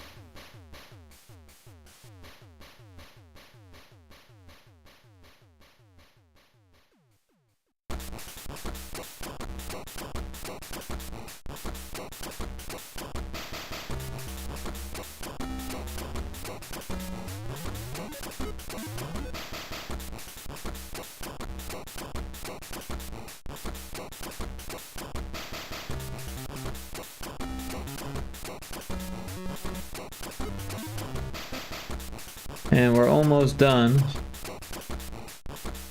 This is 14 of 15 that we just finished. So that's pretty awesome.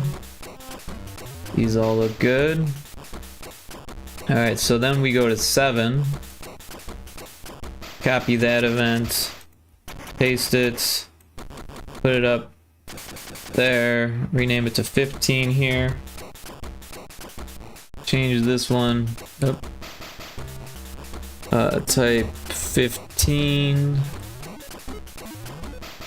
This one, type 15 10s. And then these ones are already open. We'll just switch them with Gen 4. Copy that one. Paste it there. That looks good. Almost done here.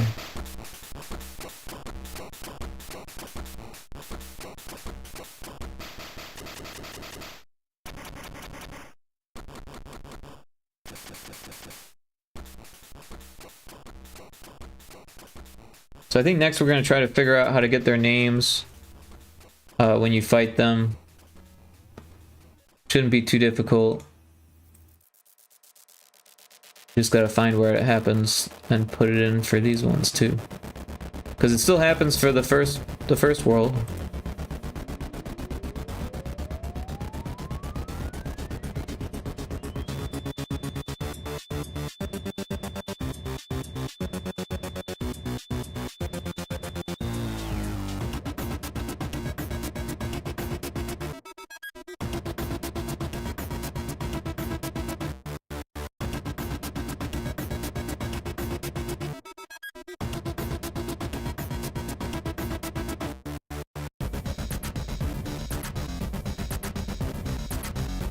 Did we miss one?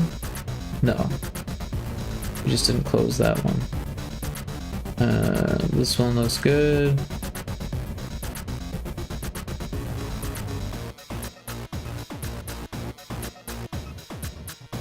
Alright. So that should be good.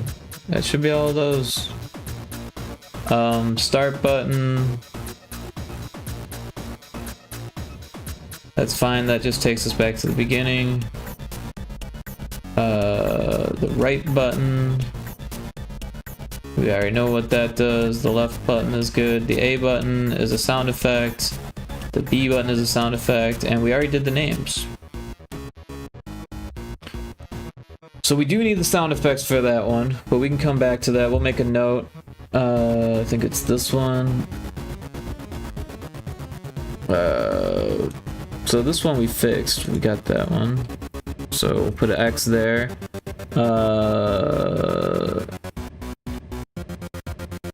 Gens 3 and 4 have no names. So let's put Gens 3 and 4 have no SFX. But now we'll take care of this one. So we'll find the names.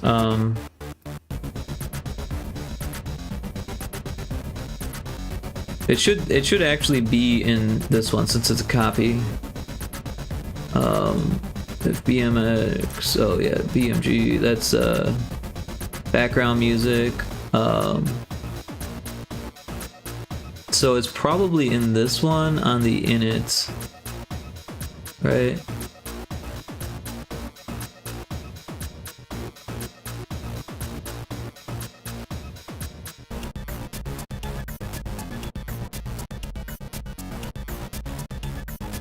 So that's the set enemy health. This is the replace numbers.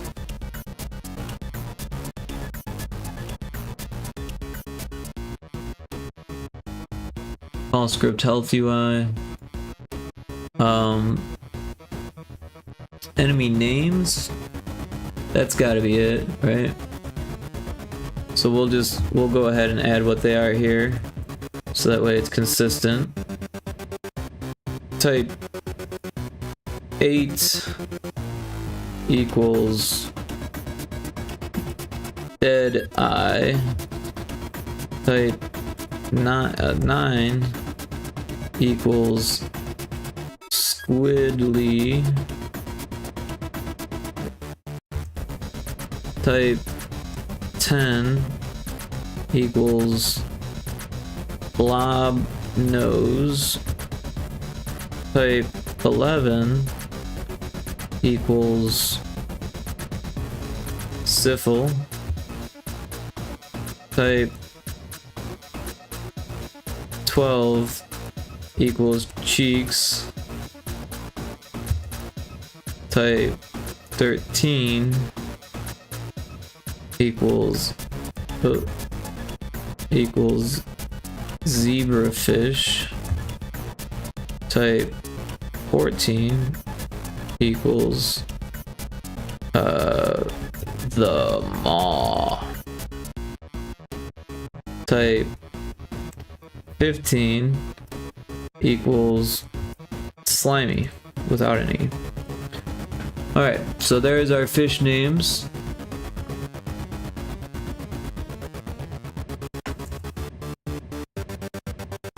And yeah.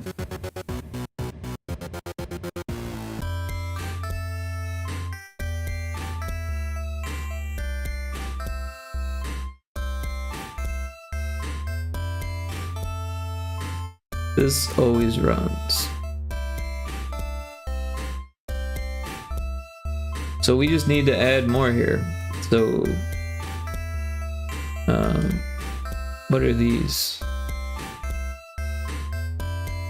Oh wow, there's more. There's a lot to this, isn't there?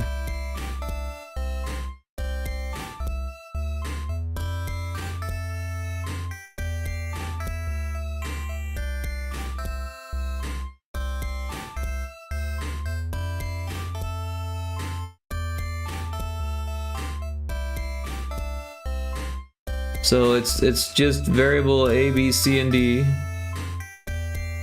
And if it equals a number, then we give it a name. That's pretty easy.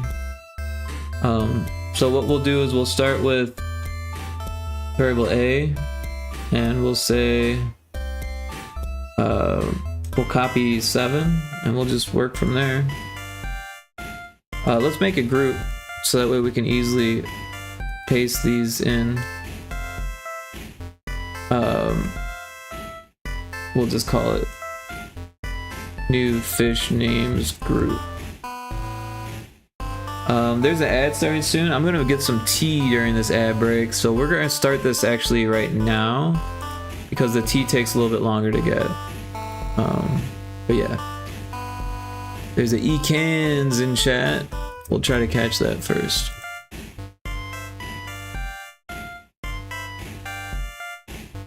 And then we're gonna take a break, so we'll be back shortly here. Thanks for hanging out.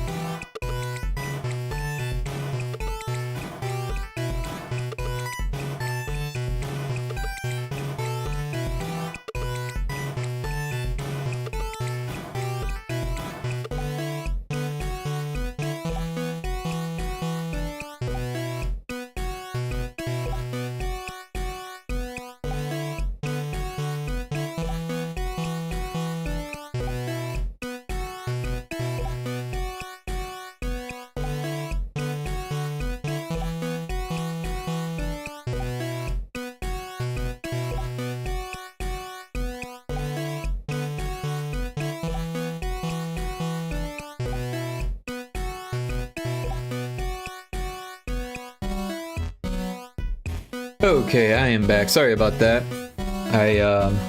Strangely enough, I went to use the bathroom, right? And I did, and everything was normal. But then I found myself brushing my teeth. I was like so lost in thought that I saw my toothbrush and it felt right to start brushing my teeth. And then like after I was done, I was like, wait a second. Why am I brushing my teeth? I'm in the middle of a stream. Which is just really strange for me to do. But I was like really lost in thought. I was thinking about a lot of different things. And my body just went into what is it? Autopilot. And I was brushing my teeth on autopilot. Hey, it's, you know, not a bad thing to have fresh teeth midstream, but what are you gonna do, you know? It felt like it needed to be done. So yeah, we've got variable a equals 7. We want this to be 8. And instead of froggy, it's going to say dead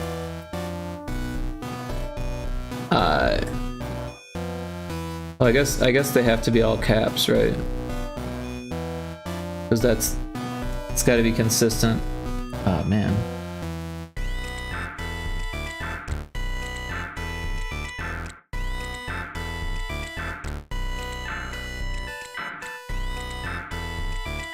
All right.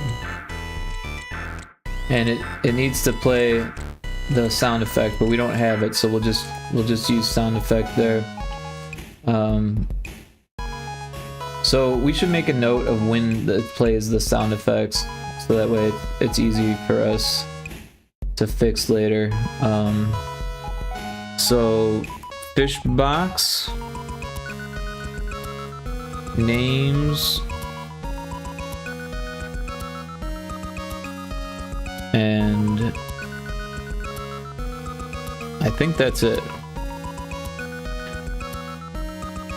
We'll do fish box times 2 and then names.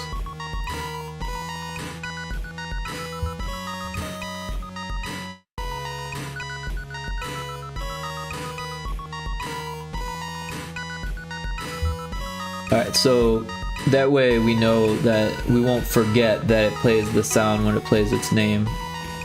Because it plays the sound when it comes on the screen, and it plays the sound when it gets put in the fish box, and it also plays the sounds when you press the button while it's in the fish box.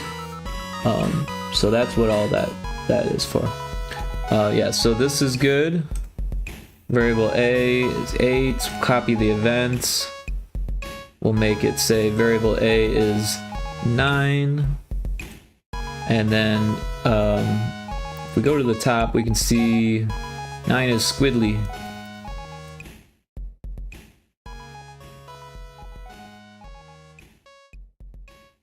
Squiddly.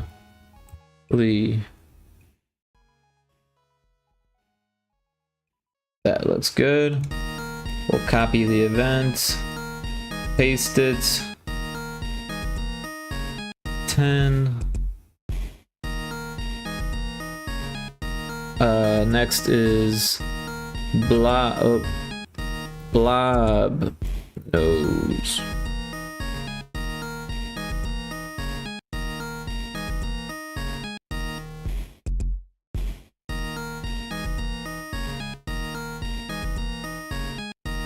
After that is Sipple.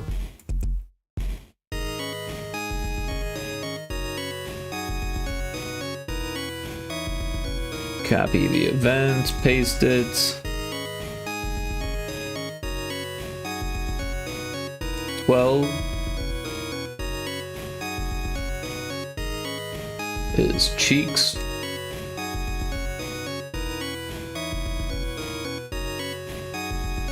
Oh, that's not how you spell cheeks. That's not how you spell cheeks either. Cheeks. Yeah, my keyboard is like missing the letters. Alright, so that's 12. Copy events, paste it. 13. Zebra fish.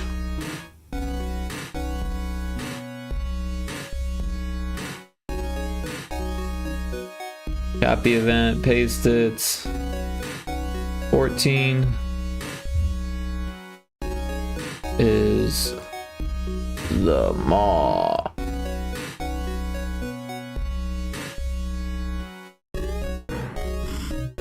Copy events, paste it. 15 is slimy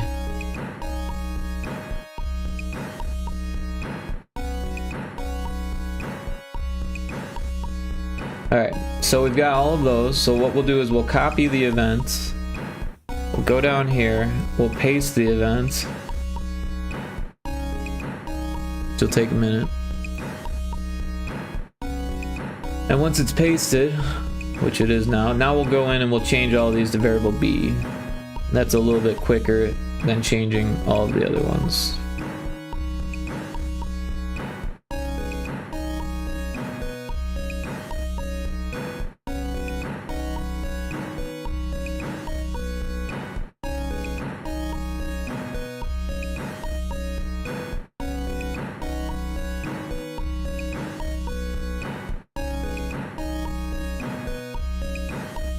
Quite a bit quicker, actually.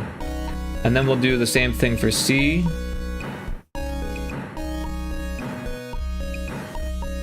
Once it's done loading. And then, yeah, so we'll open all of these in advance. And then we'll change them to C, close them. C, close it. C and close it. C and close. C and close. C and close. C and close. And then now we need D. Paste it. Wait for it. I'm gonna sip on my tea here. I got some more chai. Dude, I'm a big fan of this chai. I've only got like 1 or 2 bags left though. It's not cheap stuff either. It's like $5 or $6 a box. Probably $6 or $7, honestly. Alright, so all of these are supposed to be D, but they're A, so we're gonna open them all up. Change them all to D.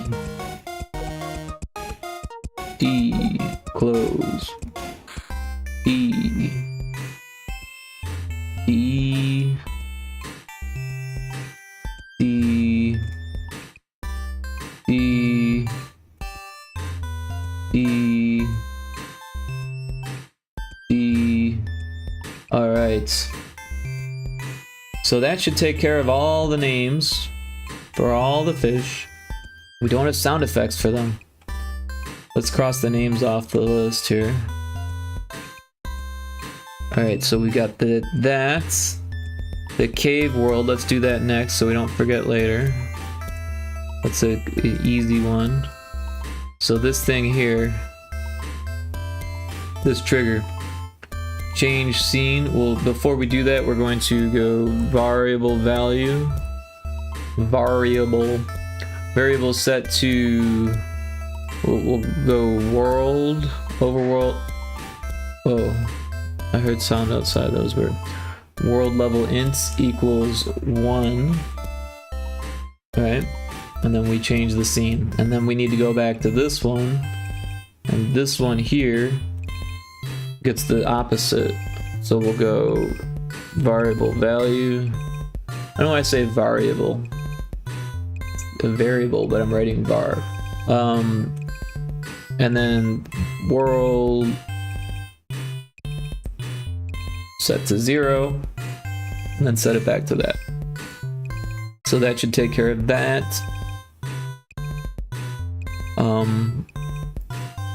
We'll mark that on the list.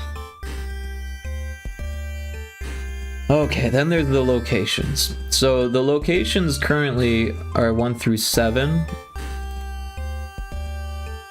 And if we go to a location, we can more easily see what's going on here. So we have location found, location 5 found.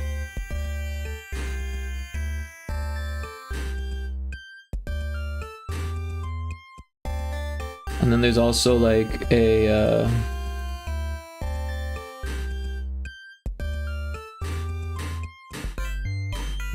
explore points level 1. Alright, so we need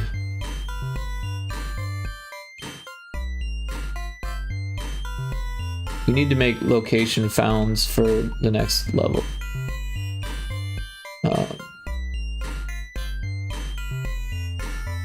Alright, so let's go to level 2 and we'll start with this location in the corner here. Also, we need to make sure that these are not interactable. Because in the first one, they're in the collider, so you can't touch them. But in this one, you could actually touch this one. So we need to make sure that on init, collisions are disabled.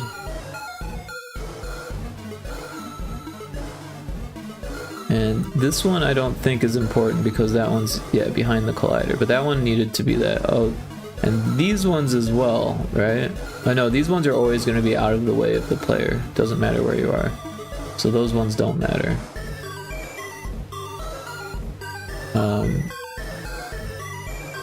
Yeah, so let's go here. It says location 9 found. We want it to say location level 1 9 found. Or location 9 level 1 found. Or location 9 found level 1 or level 2. This one's level 0 and this one's level 1. But that could be confusing. So maybe we should call it level 1. But this one's level 1, yeah, so let's use level 2. So I think that's what we need to do here. We need to make new variables for all the locations. Location 1 found. 1 through 7, so we'll do 1 through 7 as well. Oh, look, I've already got those. Location 8, 9, 10, 11. Okay, so I've already done that. That's fine. It's this one. Explore points level 1 needs to be explore points level 2.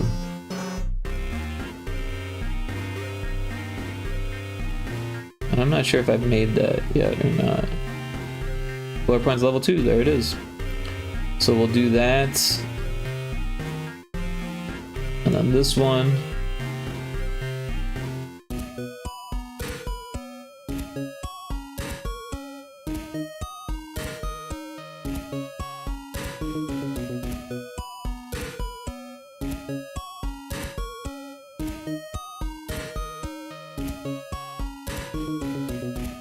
Now I made this max explore points level 2, but we don't need it because there's the same number of explore points on each, so that's not really a big deal there.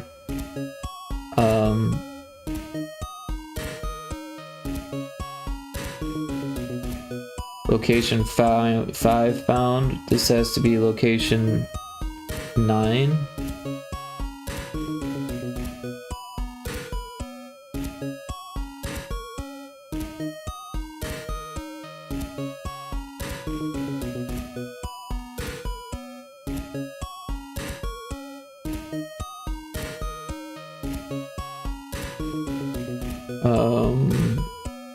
Explore points 1. This needs to be explore points level 2.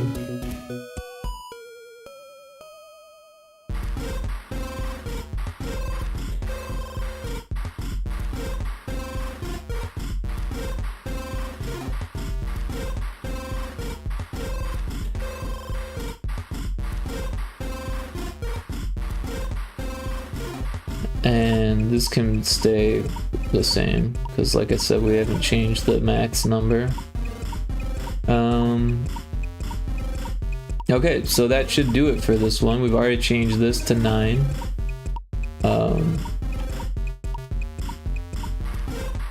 We'll call this location 9 rather than come up with a name for it. Alright, let's see what this one is. This is location 10. So we'll call it location 10. Oh, this one used to be the boss location.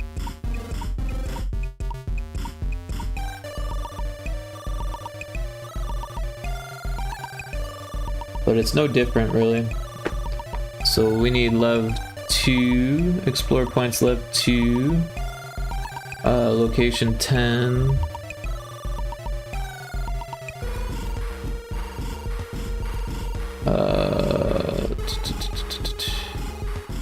Level 2.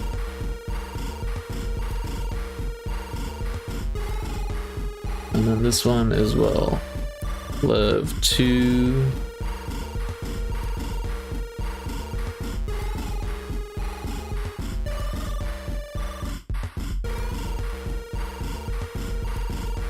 And that one should be good to go.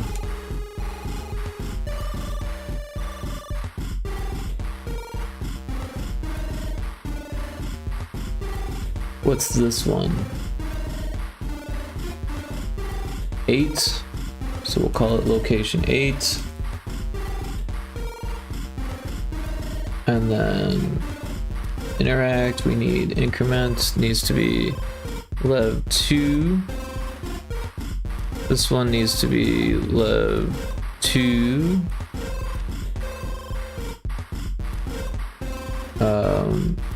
This one stays 8. I must have already changed these. Yeah, because I changed that one too, and I didn't actually need to, because I didn't think about it then.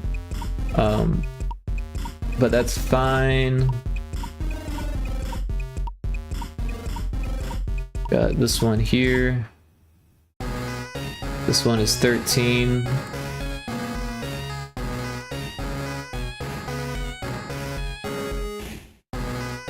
Location 13. This one needs to be level 2. This one needs to be level 2. This one needs to be... what did we say? 13.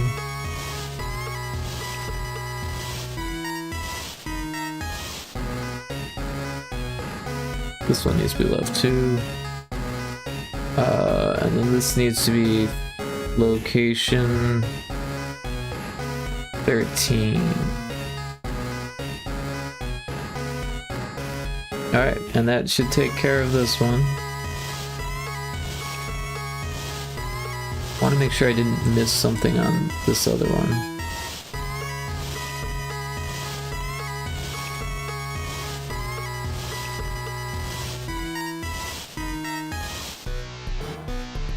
Okay, yeah.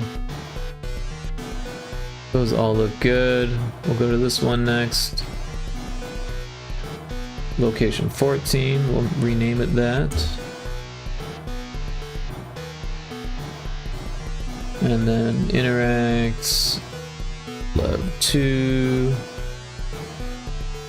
level 2, oh, that's the wrong one, level 2,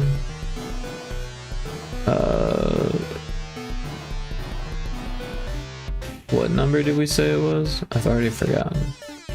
14. Oh, we could have just scrolled up to the top. So this goes to location 14. This is level 2.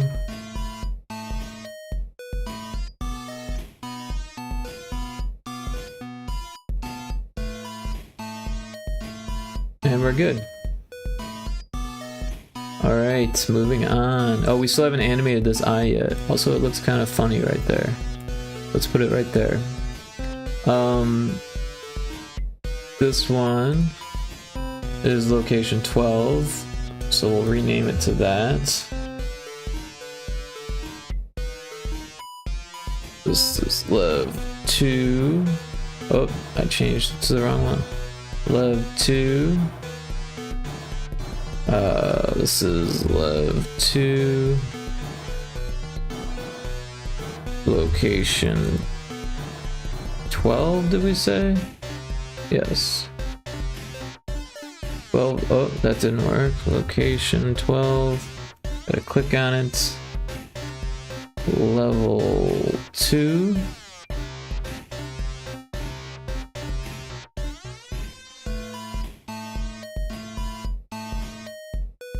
And that one's good. What is next? This one? So this is location 11.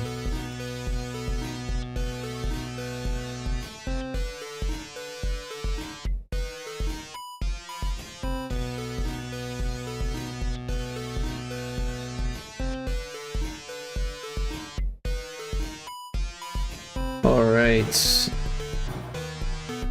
Lev 2. Lev 2. Oh man, I've already forgotten.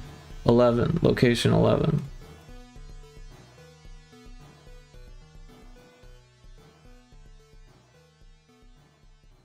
There's an ad in progress. I'm gonna sip my tea for this ad break here.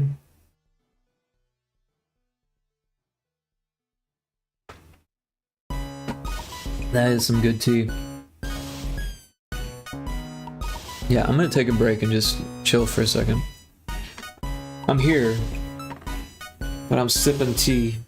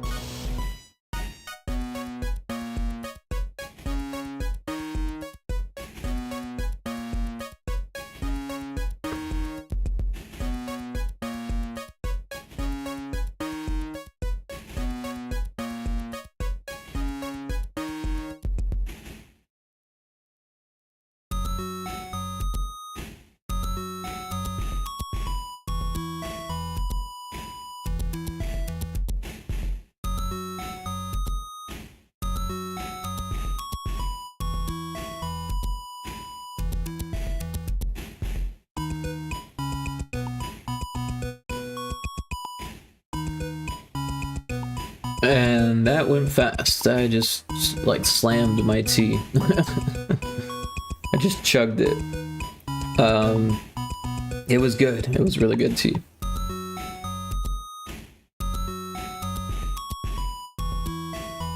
I love that tea. I'm gonna have to get more.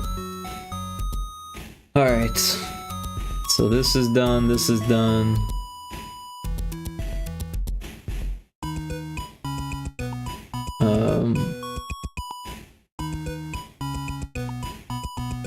Is that all the locations? 1, 2, 3, 4, 5, 6, 7.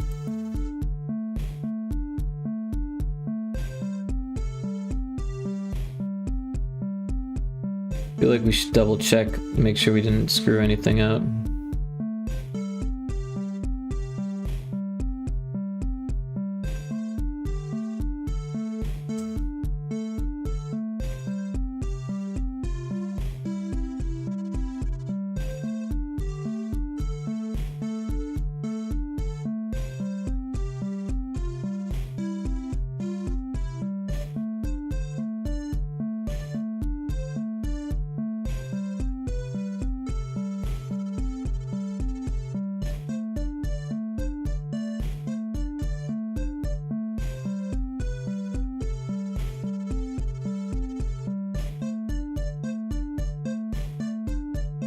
Everything looks good. I think that's all of them.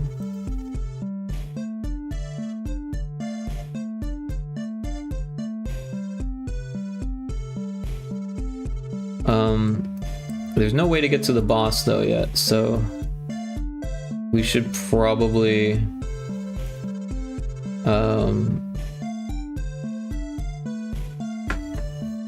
it'd be easiest to just make a script and we'll call it boss 2 attack.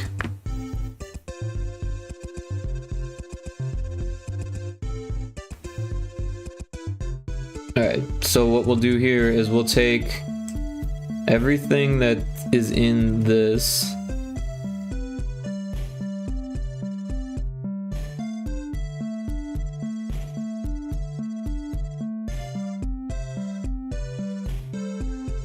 event here, we'll copy it. We'll leave that there so we can test it for now, but we're gonna remove that and put it in a script later, or now. We'll remove that later, put it in a script now. And this starts the second boss battle. I hate how slow typing these notes are, right? It was like fucking a minute later. Alright, so it's gonna save the data. You think you can defeat me? Repair yourself.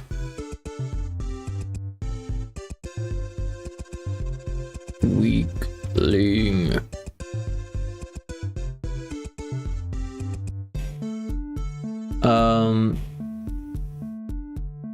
Alright, so battle overlord is going to be battle shit, what did we call it? What did we say his name was gonna be? Underlord? Underlord.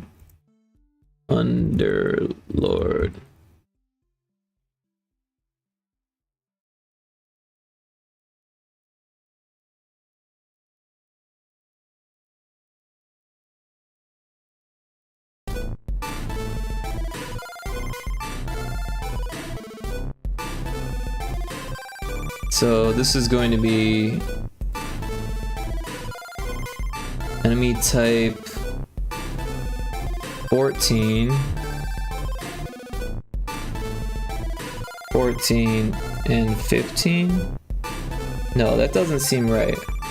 Because, yeah, we moved everything up. So, so 16 and 17, so this would be 18 and 19? And since there's an enemy type 0, there's actually 20 different enemy types.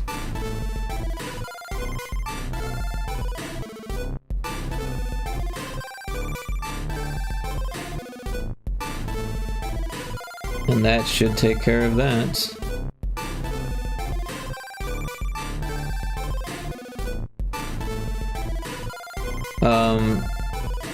However, there should be no option to delay.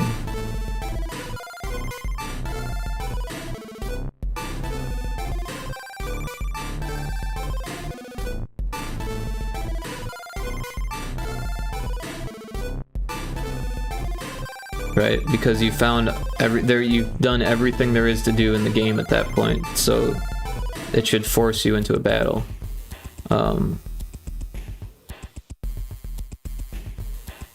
Of course, after you find the last one, if you lose, your game will be saved and the dialogue might not pop up. Also, you'd be kind of stuck.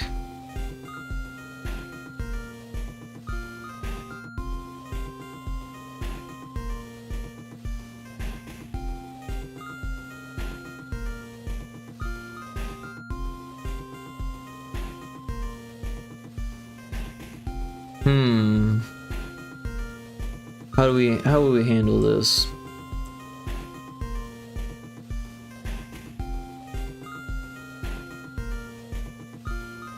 How many actors do we have left?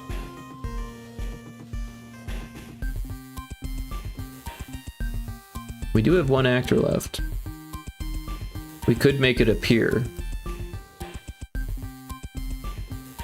I think that might be the way to do it.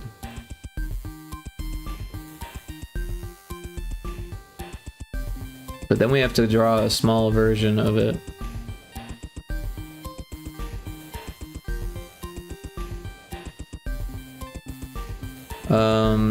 So like, what is it? 8 times, it's like 6 by 6 tiles, so 8 times 6 is like 40 something, right? 50 something? What's 8 times 6? 8 times 6 is 48. So let's do 48 by 48. And we can just copy those are the Star Trek things. We can just copy the boss one. Let's go to fishing game. Boss tile 2. Yeah, so we should just be able to copy this. And then make the necessary adjustments to the color.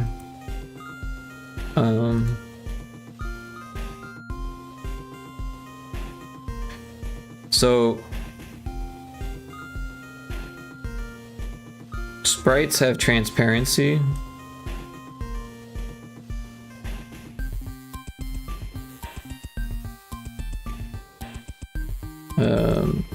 Yeah, so all of this will be green.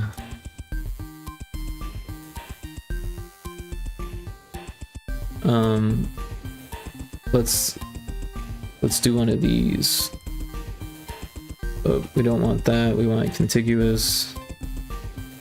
We'll do one of these. And then we'll just have to erase the waves by hand. No major loss.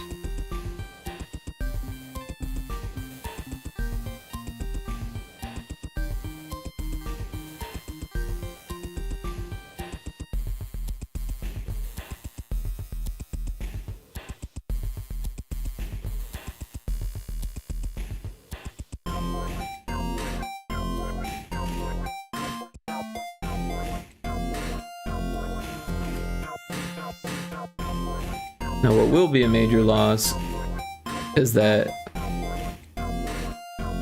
we don't get this third color anymore.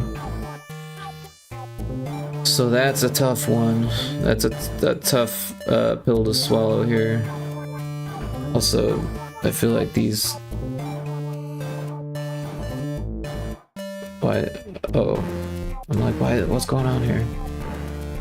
Oh.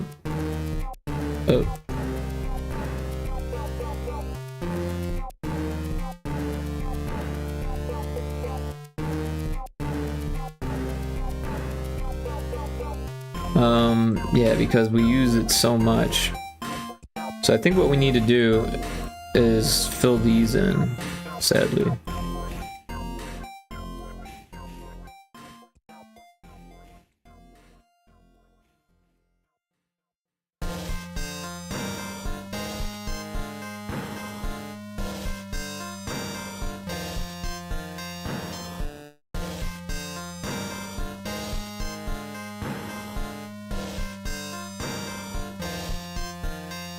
And then get this color and do that. One thing we could do is add like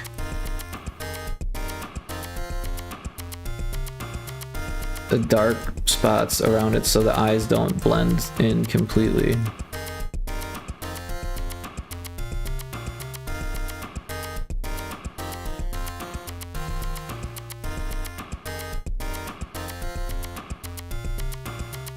And it'll help give it some texture.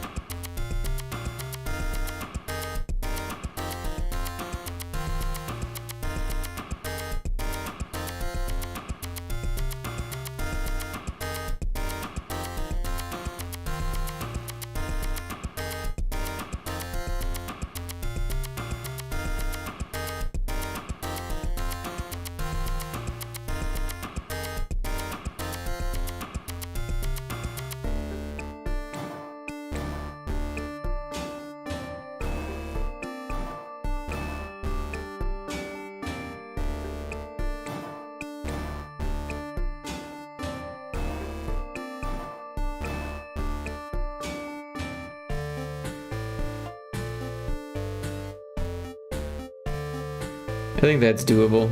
Alright, so then we will do that, and we'll save it as... We'll go to our sprites folder.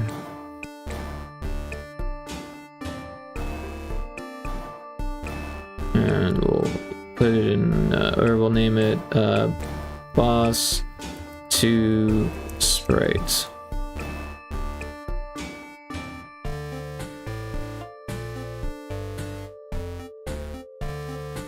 Alright, so we've got the boss 2 sprite. We'll open it in the folder. We'll copy it. We'll go into our game files, our assets here, our sprites. We'll paste it. Alright, there it is. So now we need to find a spot for it. I'm thinking this would be a good spot for it.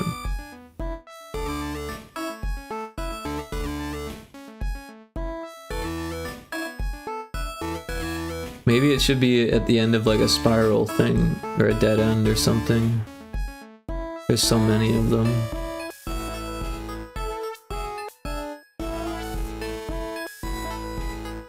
Or maybe like right here. Here's another one.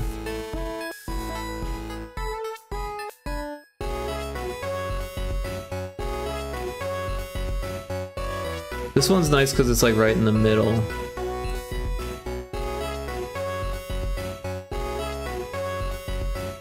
Probably don't want to make it too hard to find because they've already searched the whole map at that point. Alright, so that's what we'll do. We'll put it right here, and we'll change it to be boss 2 sprite, and we need to go into the sprites thing. Let's save this because we did a lot of work.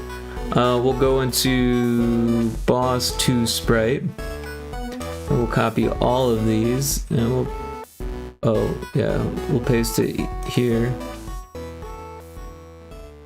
But we need everything to be wider. So yeah, that didn't work. But we want it to be, what, 64? No.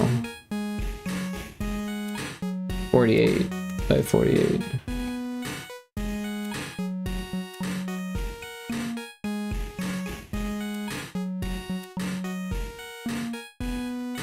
And, yep. That should work. So we'll save it. We will change this to be fixed direction. It doesn't animate, that's fine. And there it is. The boss. We should change the collisions for it though. So that way you can't like drive into it. We'll go back to sprites. No, this is the collider, so we want it to be, I guess we want it to go all the way to the edge, and then we want it to go all the way to the top. You know, maybe we don't want to do that because we have some weird space at the bottom, right? And also to the side there. So we'll do that and that. That will be our collisions for it. We'll save it. Go to the game world. Alright, so now on interact, we'll do call. I don't like how it's call script. Like, who calls a script? Wouldn't it be run script? Call is such a weird way of doing it. So yeah, we'll do boss to attack, and I guess we can have it run at this point, right? Because it says like run away, and then you could if you wanted to. It wouldn't be that big of a deal if you ran away from it. Boss to attack. Yeah, you can belay it still. It does the thing. Alright, so the next thing we want to do is to... wait, we actually have this.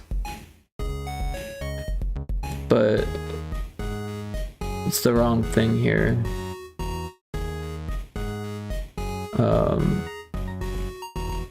So what we can do is we'll enable this, we'll copy it, and then we can delete that later. So we'll paste it here, and then we'll say we'll change this variable to a new variable that we haven't made yet called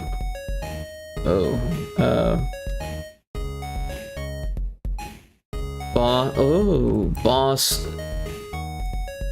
2 dead. If boss 2 dead equals 1,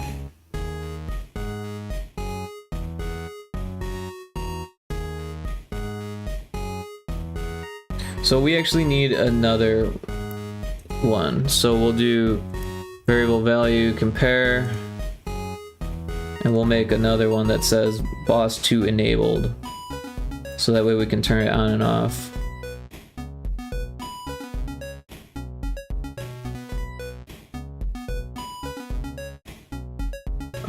Boss 2 enabled.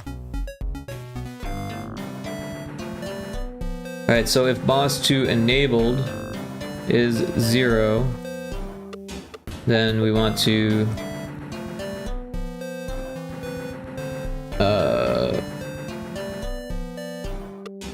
disable collisions, and then set to transparent.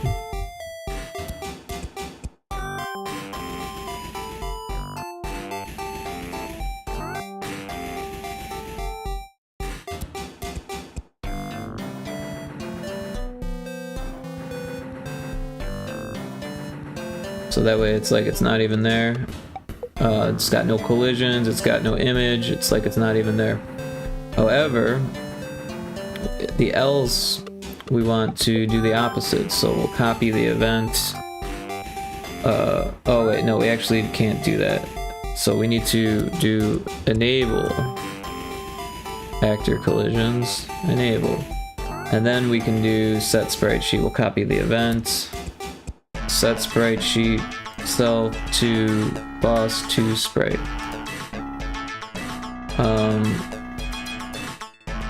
Then if boss 2 is dead, then we can deactivate itself. We'll enable the event and set sprite sheet to that. We don't want that, so we'll disable that. And yeah, deactivating I think takes care of the collisions too, but just to be safe, we'll disable those as well. Disable actor collisions, yeah. So yeah, it should go away. But now we need to enable it. So we need to go back to our locations. And the easiest way to do this is actually to do it on the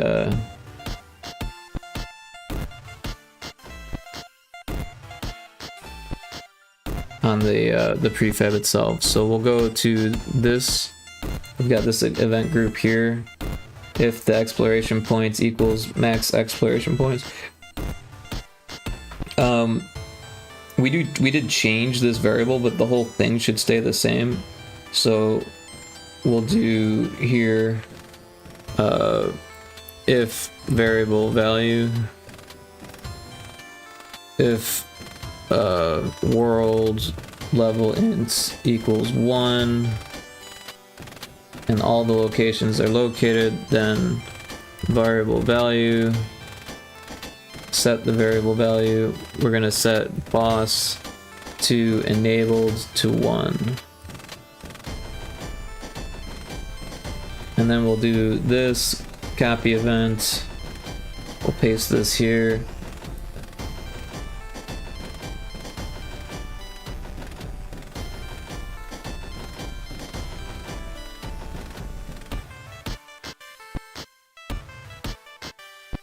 Oh, the Underlord.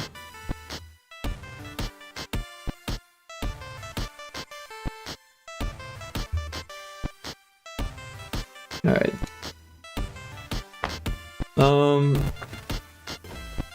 So the only issue here is that it's only gonna say find the Underlord twice, and people might skip it and then not know that there's more to the game. So that's an issue.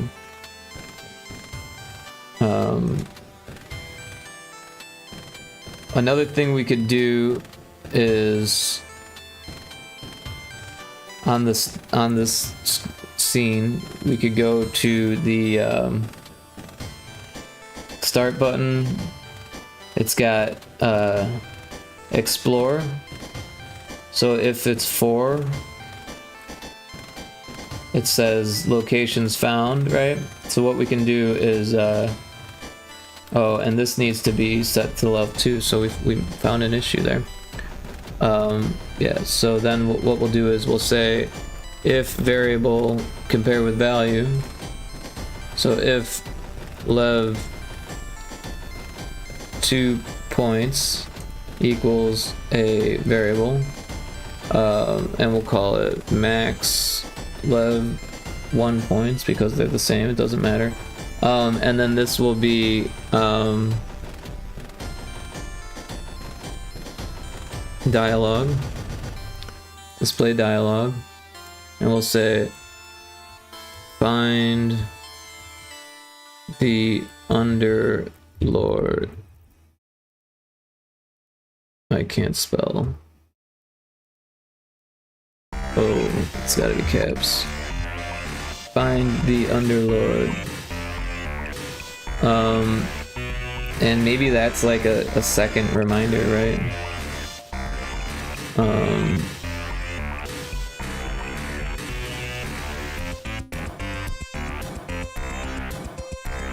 So that's helpful, I think. We do need to animate the eye.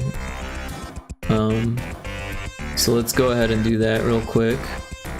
We can go to our backgrounds. Oh, it's about 1/4 till.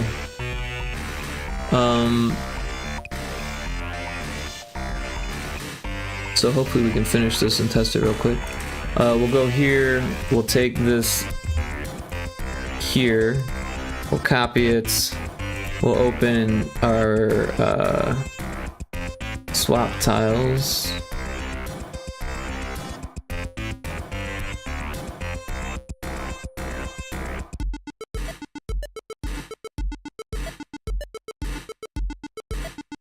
Here it is.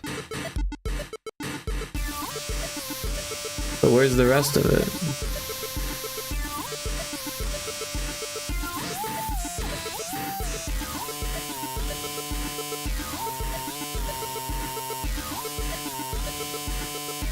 Oh, that's a different game. We'll go open.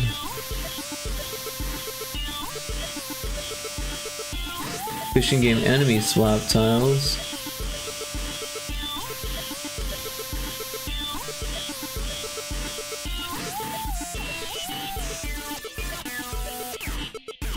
I think it got saved in a different area. So these background pieces.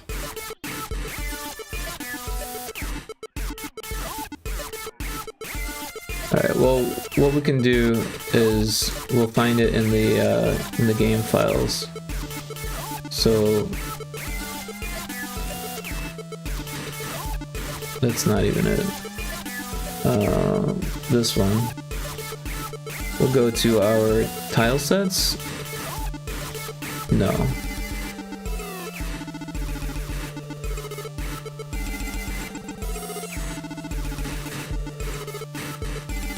Backgrounds.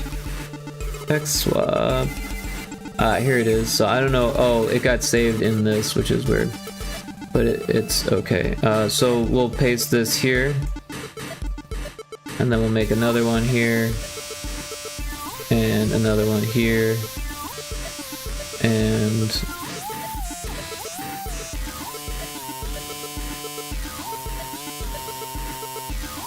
yeah, that should be fine. Or you know what? To make it easier on it, yeah, so what we're gonna do is we're gonna take this one and put it in the center.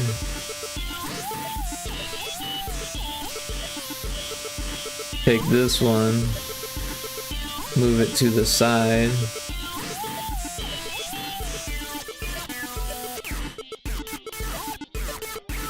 And then we'll take this whole tile and put it there. So that way it goes this tile, or this one, this one, this one, this one. So it's like frames in an animation, right? And then it loops.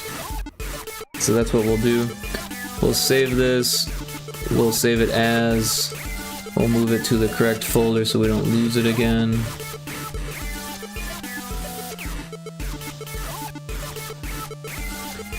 And then we'll export it as a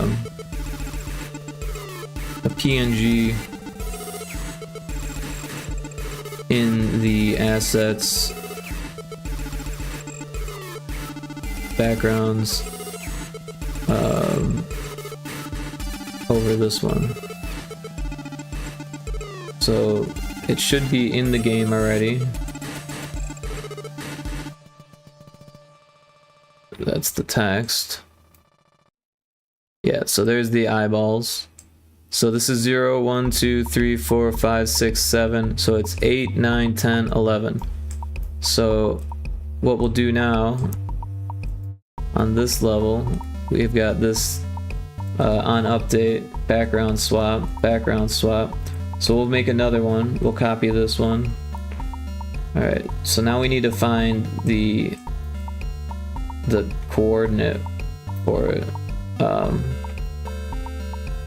So that's pretty easy. If we go here, it is 9187. So we'll type that in here. 9187. And then we need to do a whole nother loop index here. So we'll make a new one.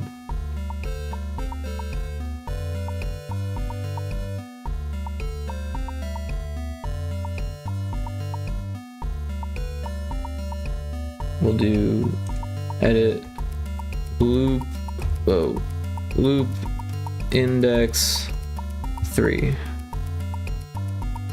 And this one should be the same, loop index 3. Alright. So that's good for that. We'll have to change those later. This we also need to change. So that's fine, but this variable loop index is not what we want. We want that to be 3. But I feel like it's supposed to have the reference there.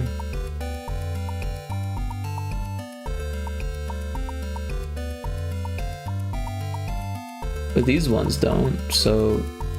oh wait, that one does. That's weird that these ones don't. Maybe that's why that bug was happening.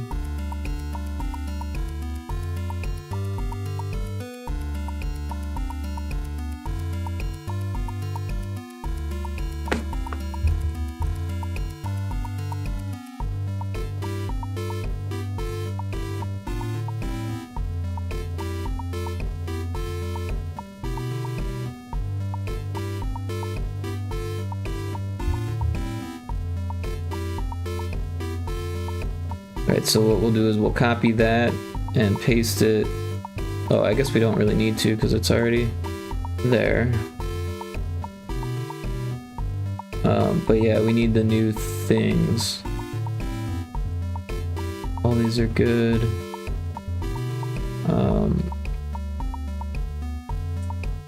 Close these. So yeah, we decided, we counted, but I forget the numbers already. It was 0, 1, 2, 3, 4, 5, 6, 7. So it's 8, 9, 10, 11. Alright, so if it's more than 11 or 12, right? 0, 1, 2, 3, 4, 5, 6, 7. Yeah, so if it's 12 or greater, then we want to set it back to 8. 0, 1, 2, 3, 4, 5, 6, 7, 8. So if it's 12 or greater, set it back to 8. But we also need it to start, so we'll copy it, paste this, change it to 3, and set this to 8. And that way it should move that eyeball now.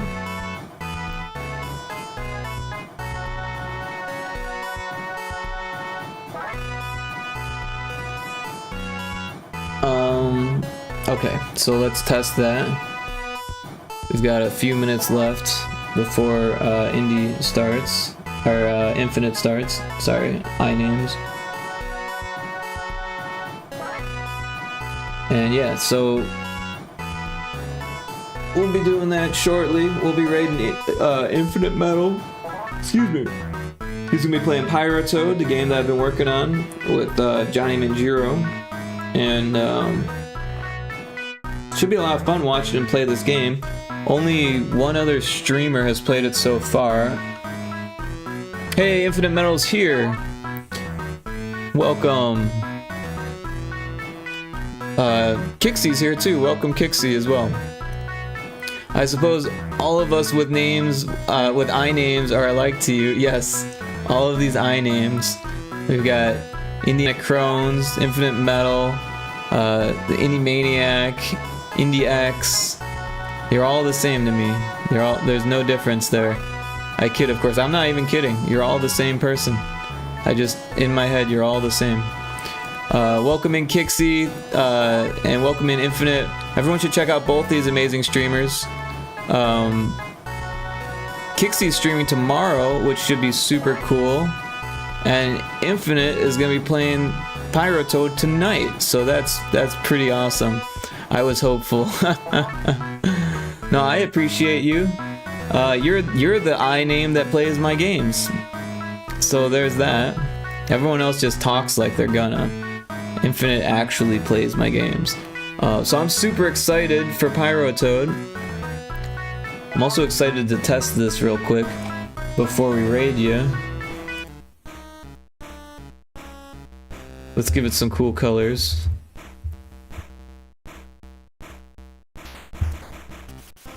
Alright, so we're still gonna cheat to beat the first boss, right? So, yeah. So boss 1 dead, we'll say that's true. We no longer need to cheat here because that's automated. Oh. And then yeah.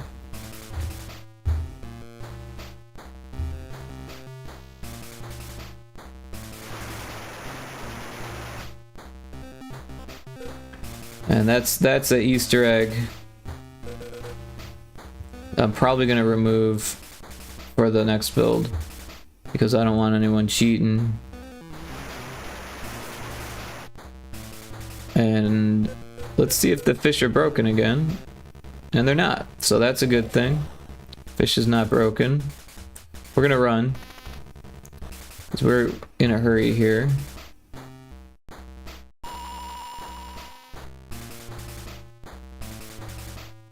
Oh shit. Oh snap. Things are broken.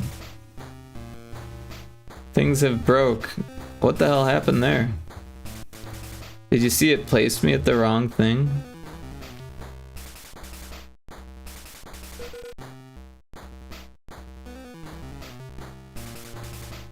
It placed me in the wrong location. Like, I'm not even anywhere near where I'm supposed to be. I don't even know where I am anymore. Also, all of these eyeballs are kind of freaky. But the fish worked. Alright, let's see if we can't fix that before Infinite stream starts. We've got minutes. Mere minutes. None of us know where we are anymore. Yeah, none of us. But something happened there where it put me in a weird spot, and that's fucking weird.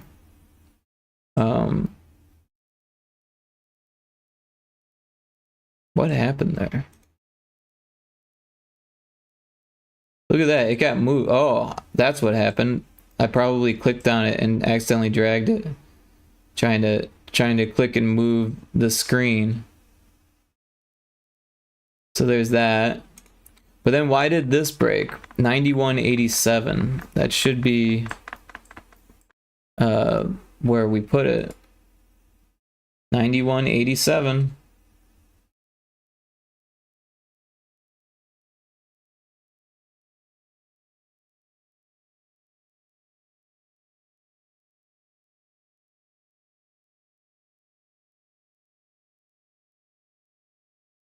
It was only happening to one of them.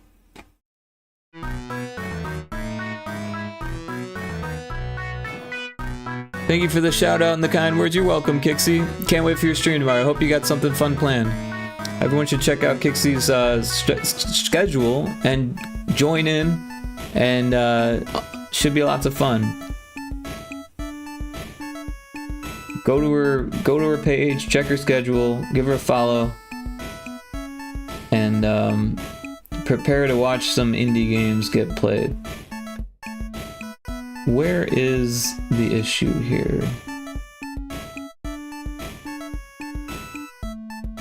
So it adds it until it gets to 8, and then it goes to 6. Then this one, replace tile that, and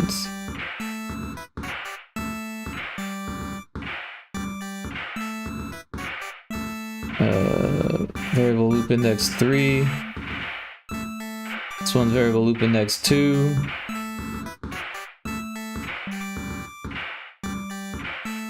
This one's loop index 1.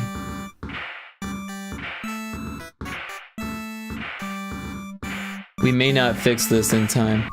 I've been lurking, so I'm not really here. Oh, where are you really? But thank you for the lurk, I appreciate that.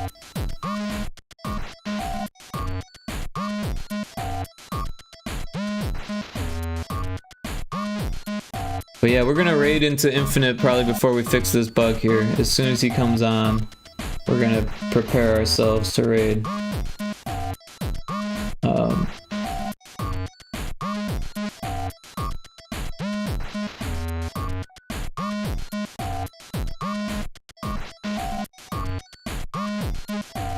But yeah, I always appreciate a good lurk, and thank you. Why is this broken? Why is this broken? What is going on here that broke this thing? Loop index 3. Ah, this is why. This has to be changed to loop index 3 too. We fixed it. We fixed the bug. It was sending the wrong loop index to loop in. It was sending this one into, instead of 6, it was sending it to 8. So that should fix it. Yay. So we'll test it again real quick before Infinite starts. I keep saying Indie instead of Infinite. Now I feel bad. I'm gonna start calling Kixie Indie as well. Everyone's just gonna be called Indie now.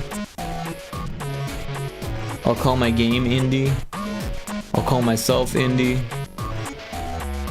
Everything is Indie. There's that streamer called Indie. I'll call him Indie. I'll call Cryptic Indie.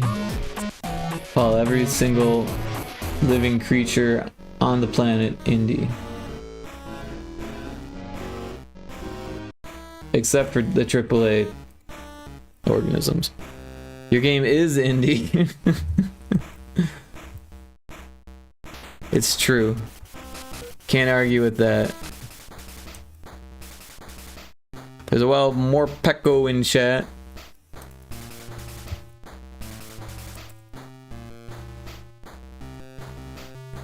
Alright, so we're gonna go to options. We're going to cheat. We're going to go into here and kill the boss with one character,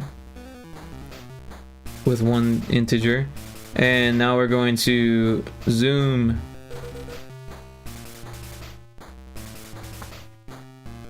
Zoom to level 2 and run away from the incoming aggro level 4 fishes.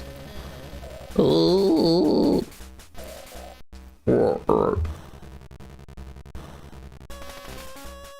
Alright, on our way. Oh, another fish attack? Jeez.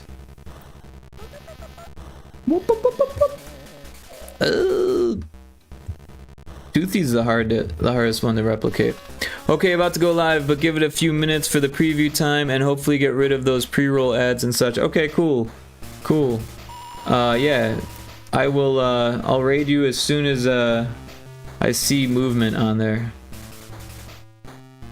Oh, we forgot to kill that sprite, but that's okay. But our eyeballs have left, so that's good. And we've got our moving eyeball.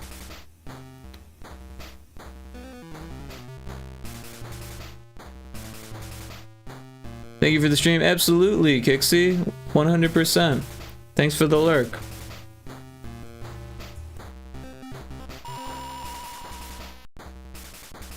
But we've got our moving eyeball. That's super cool.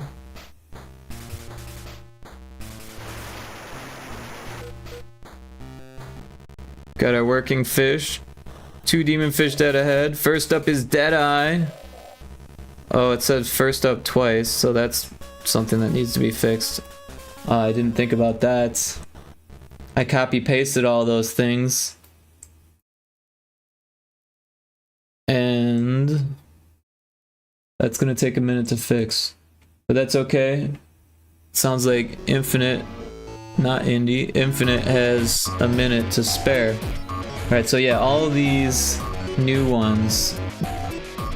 Well, not these ones. These ones are fine. But, you know, we should probably check all of these ones too to make sure, because I feel like there was a bug. Yeah, this is a bug here. Second. And we'll add that to the patch notes too, so that way we can look like we did things.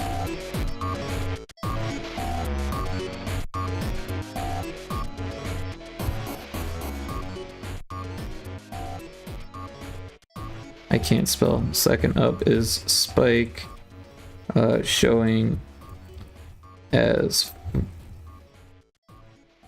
first up. First up and the other's first up, it works. That does not work, Kixie. That doesn't work. It's the opposite of what we want. So that one's second. That one's second. All these are broken now.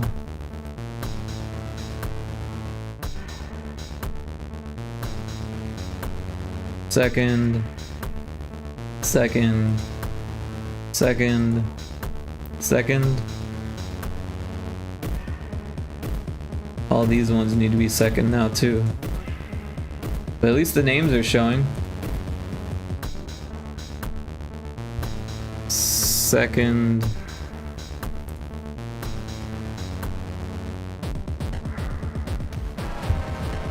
Second.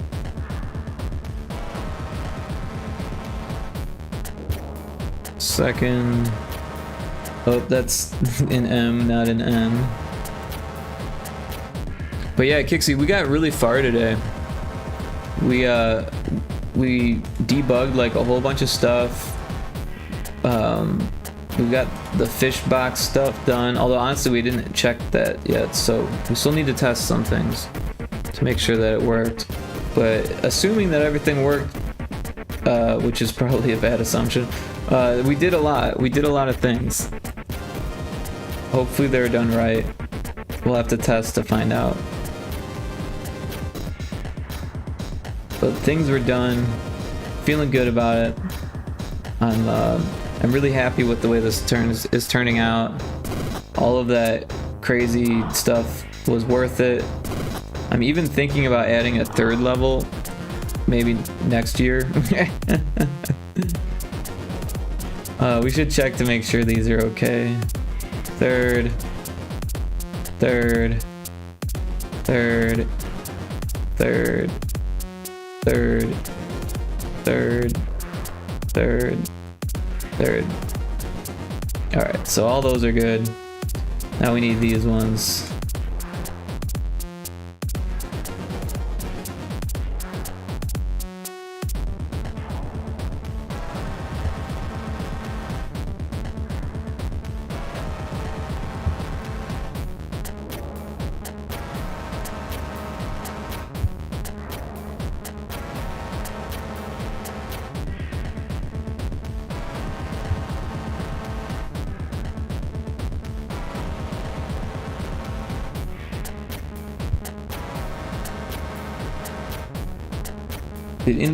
I just call him Indy again. Did Infinite start again or yet? I need to pay more attention here. Oh, he did. Okay.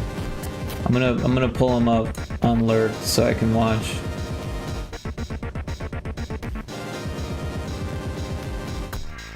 Oh, so it's been 5 minutes. So he's ready. I really want to fix this, but we can do that during his stream. Also, we're almost done.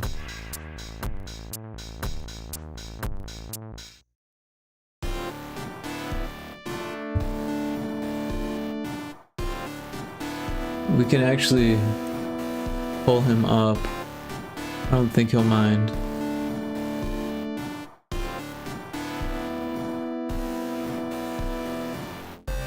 Oh, I should do it the other way.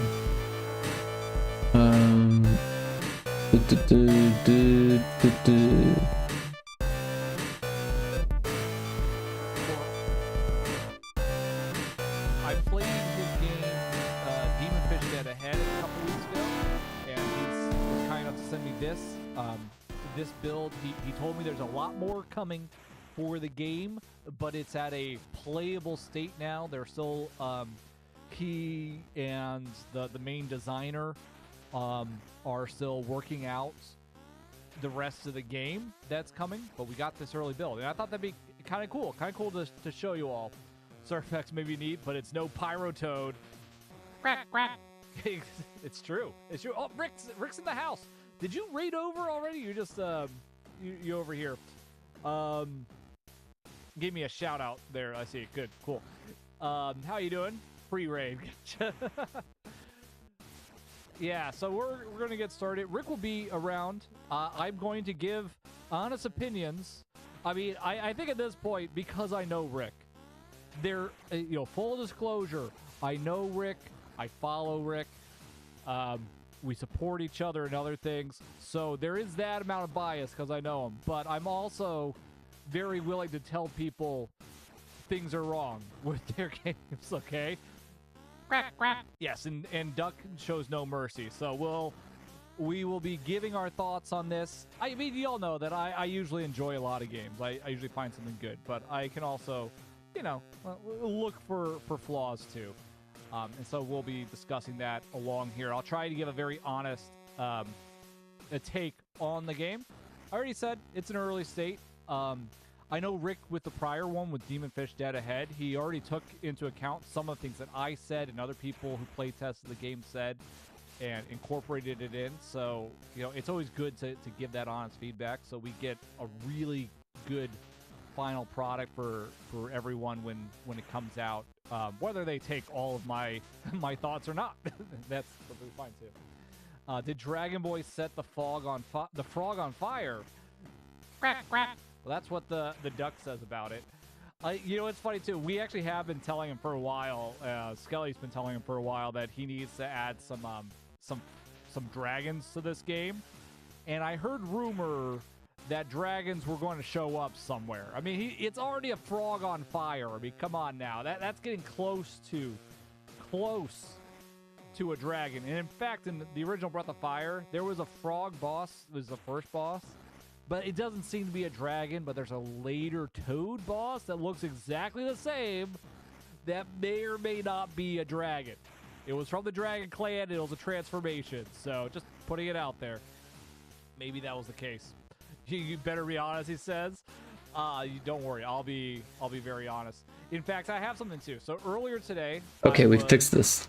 Playing around with the game, Let's rate him. just to make sure it would load. I could load it right, and I found a bug or something very strange. So on the menu, it's on the menu. He's already If into I it. press what's the equivalent of the select button while I'm on something else like that, it moved everything weirdly to the side there, which was odd. It doesn't happen if you're on the start, but if you do it on the password, look, it just starts going off to the side and behind things, which is interesting. I mean, that's not a big deal. Like, and if I do up and down, then it goes back, so it's not a big deal. But it made me think. It actually made me think of an educational moment and to talk about with old games. So the select button though was designed, I believe, for this front menu, like in the original NES and on the Game Boy. A lot of games use the select menu almost exclusively for this front, like, start menu selection. And it was called the select menu, I think, because you were supposed to select the game mode that you were going to do. You press select to get the right game mode, and then you press the start button to start. Oh, thanks for the raid message, Kixie. We're gonna raid him now. It's kind of interesting here to see. Free Drill, on thanks the for being menu, here. It's selecting something like Come hang out pressing on it. It is Infinite Stream. moving through the select. I appreciate menu. everyone. It's just Y'all have moving through been the select menu awesome, wrong. lurking and hanging Yeah, out, that chatting, showed up on games and watching me in the do past this where, you Demon couldn't Fish just go up stuff. and down. For But yeah, whatever reason, they had to let's up go and watch down him. until later on. And they kept it later. And I also wonder if raid. that's why Sega, like the Genesis, you know, they started doing up and down. They didn't need a select button, so they got rid of the select button initially, which was interesting because that meant, well, I used to think like, oh, Sega has, you know, the NES has 2 buttons, Sega has 3 buttons, and Super Nintendo has 4 buttons. That was not true at all. Sega actually has the same number of buttons as the NES because it only has the start button. All right, I'm gonna hit the It only has button. the start button. It's Grab your moved one of the- message if you're joining. It moved the select button and turned it into its Come own, watch like, my game Pyrotoad get played. Should be a lot of fun. The SNES actually had a bunch more because it had Alright, see you there. the L and R buttons that just didn't get used as much. But it's an interesting thing to think about. It's not a bug, but a feature. The feature being a super secret fourth menu, of course. So that's what I've wondered, actually, if there was originally some other menu behind here. Hey, we got a raid coming on in. Rain down 1,000 flames. And I believe that's Rick coming on in with his viewers. Yeah, shout out to Rickaclon. Yeah, oh, we have Kixie in the house too, of course. Call Me Kixie. Y'all should be checking out Call Me Kixie too. She's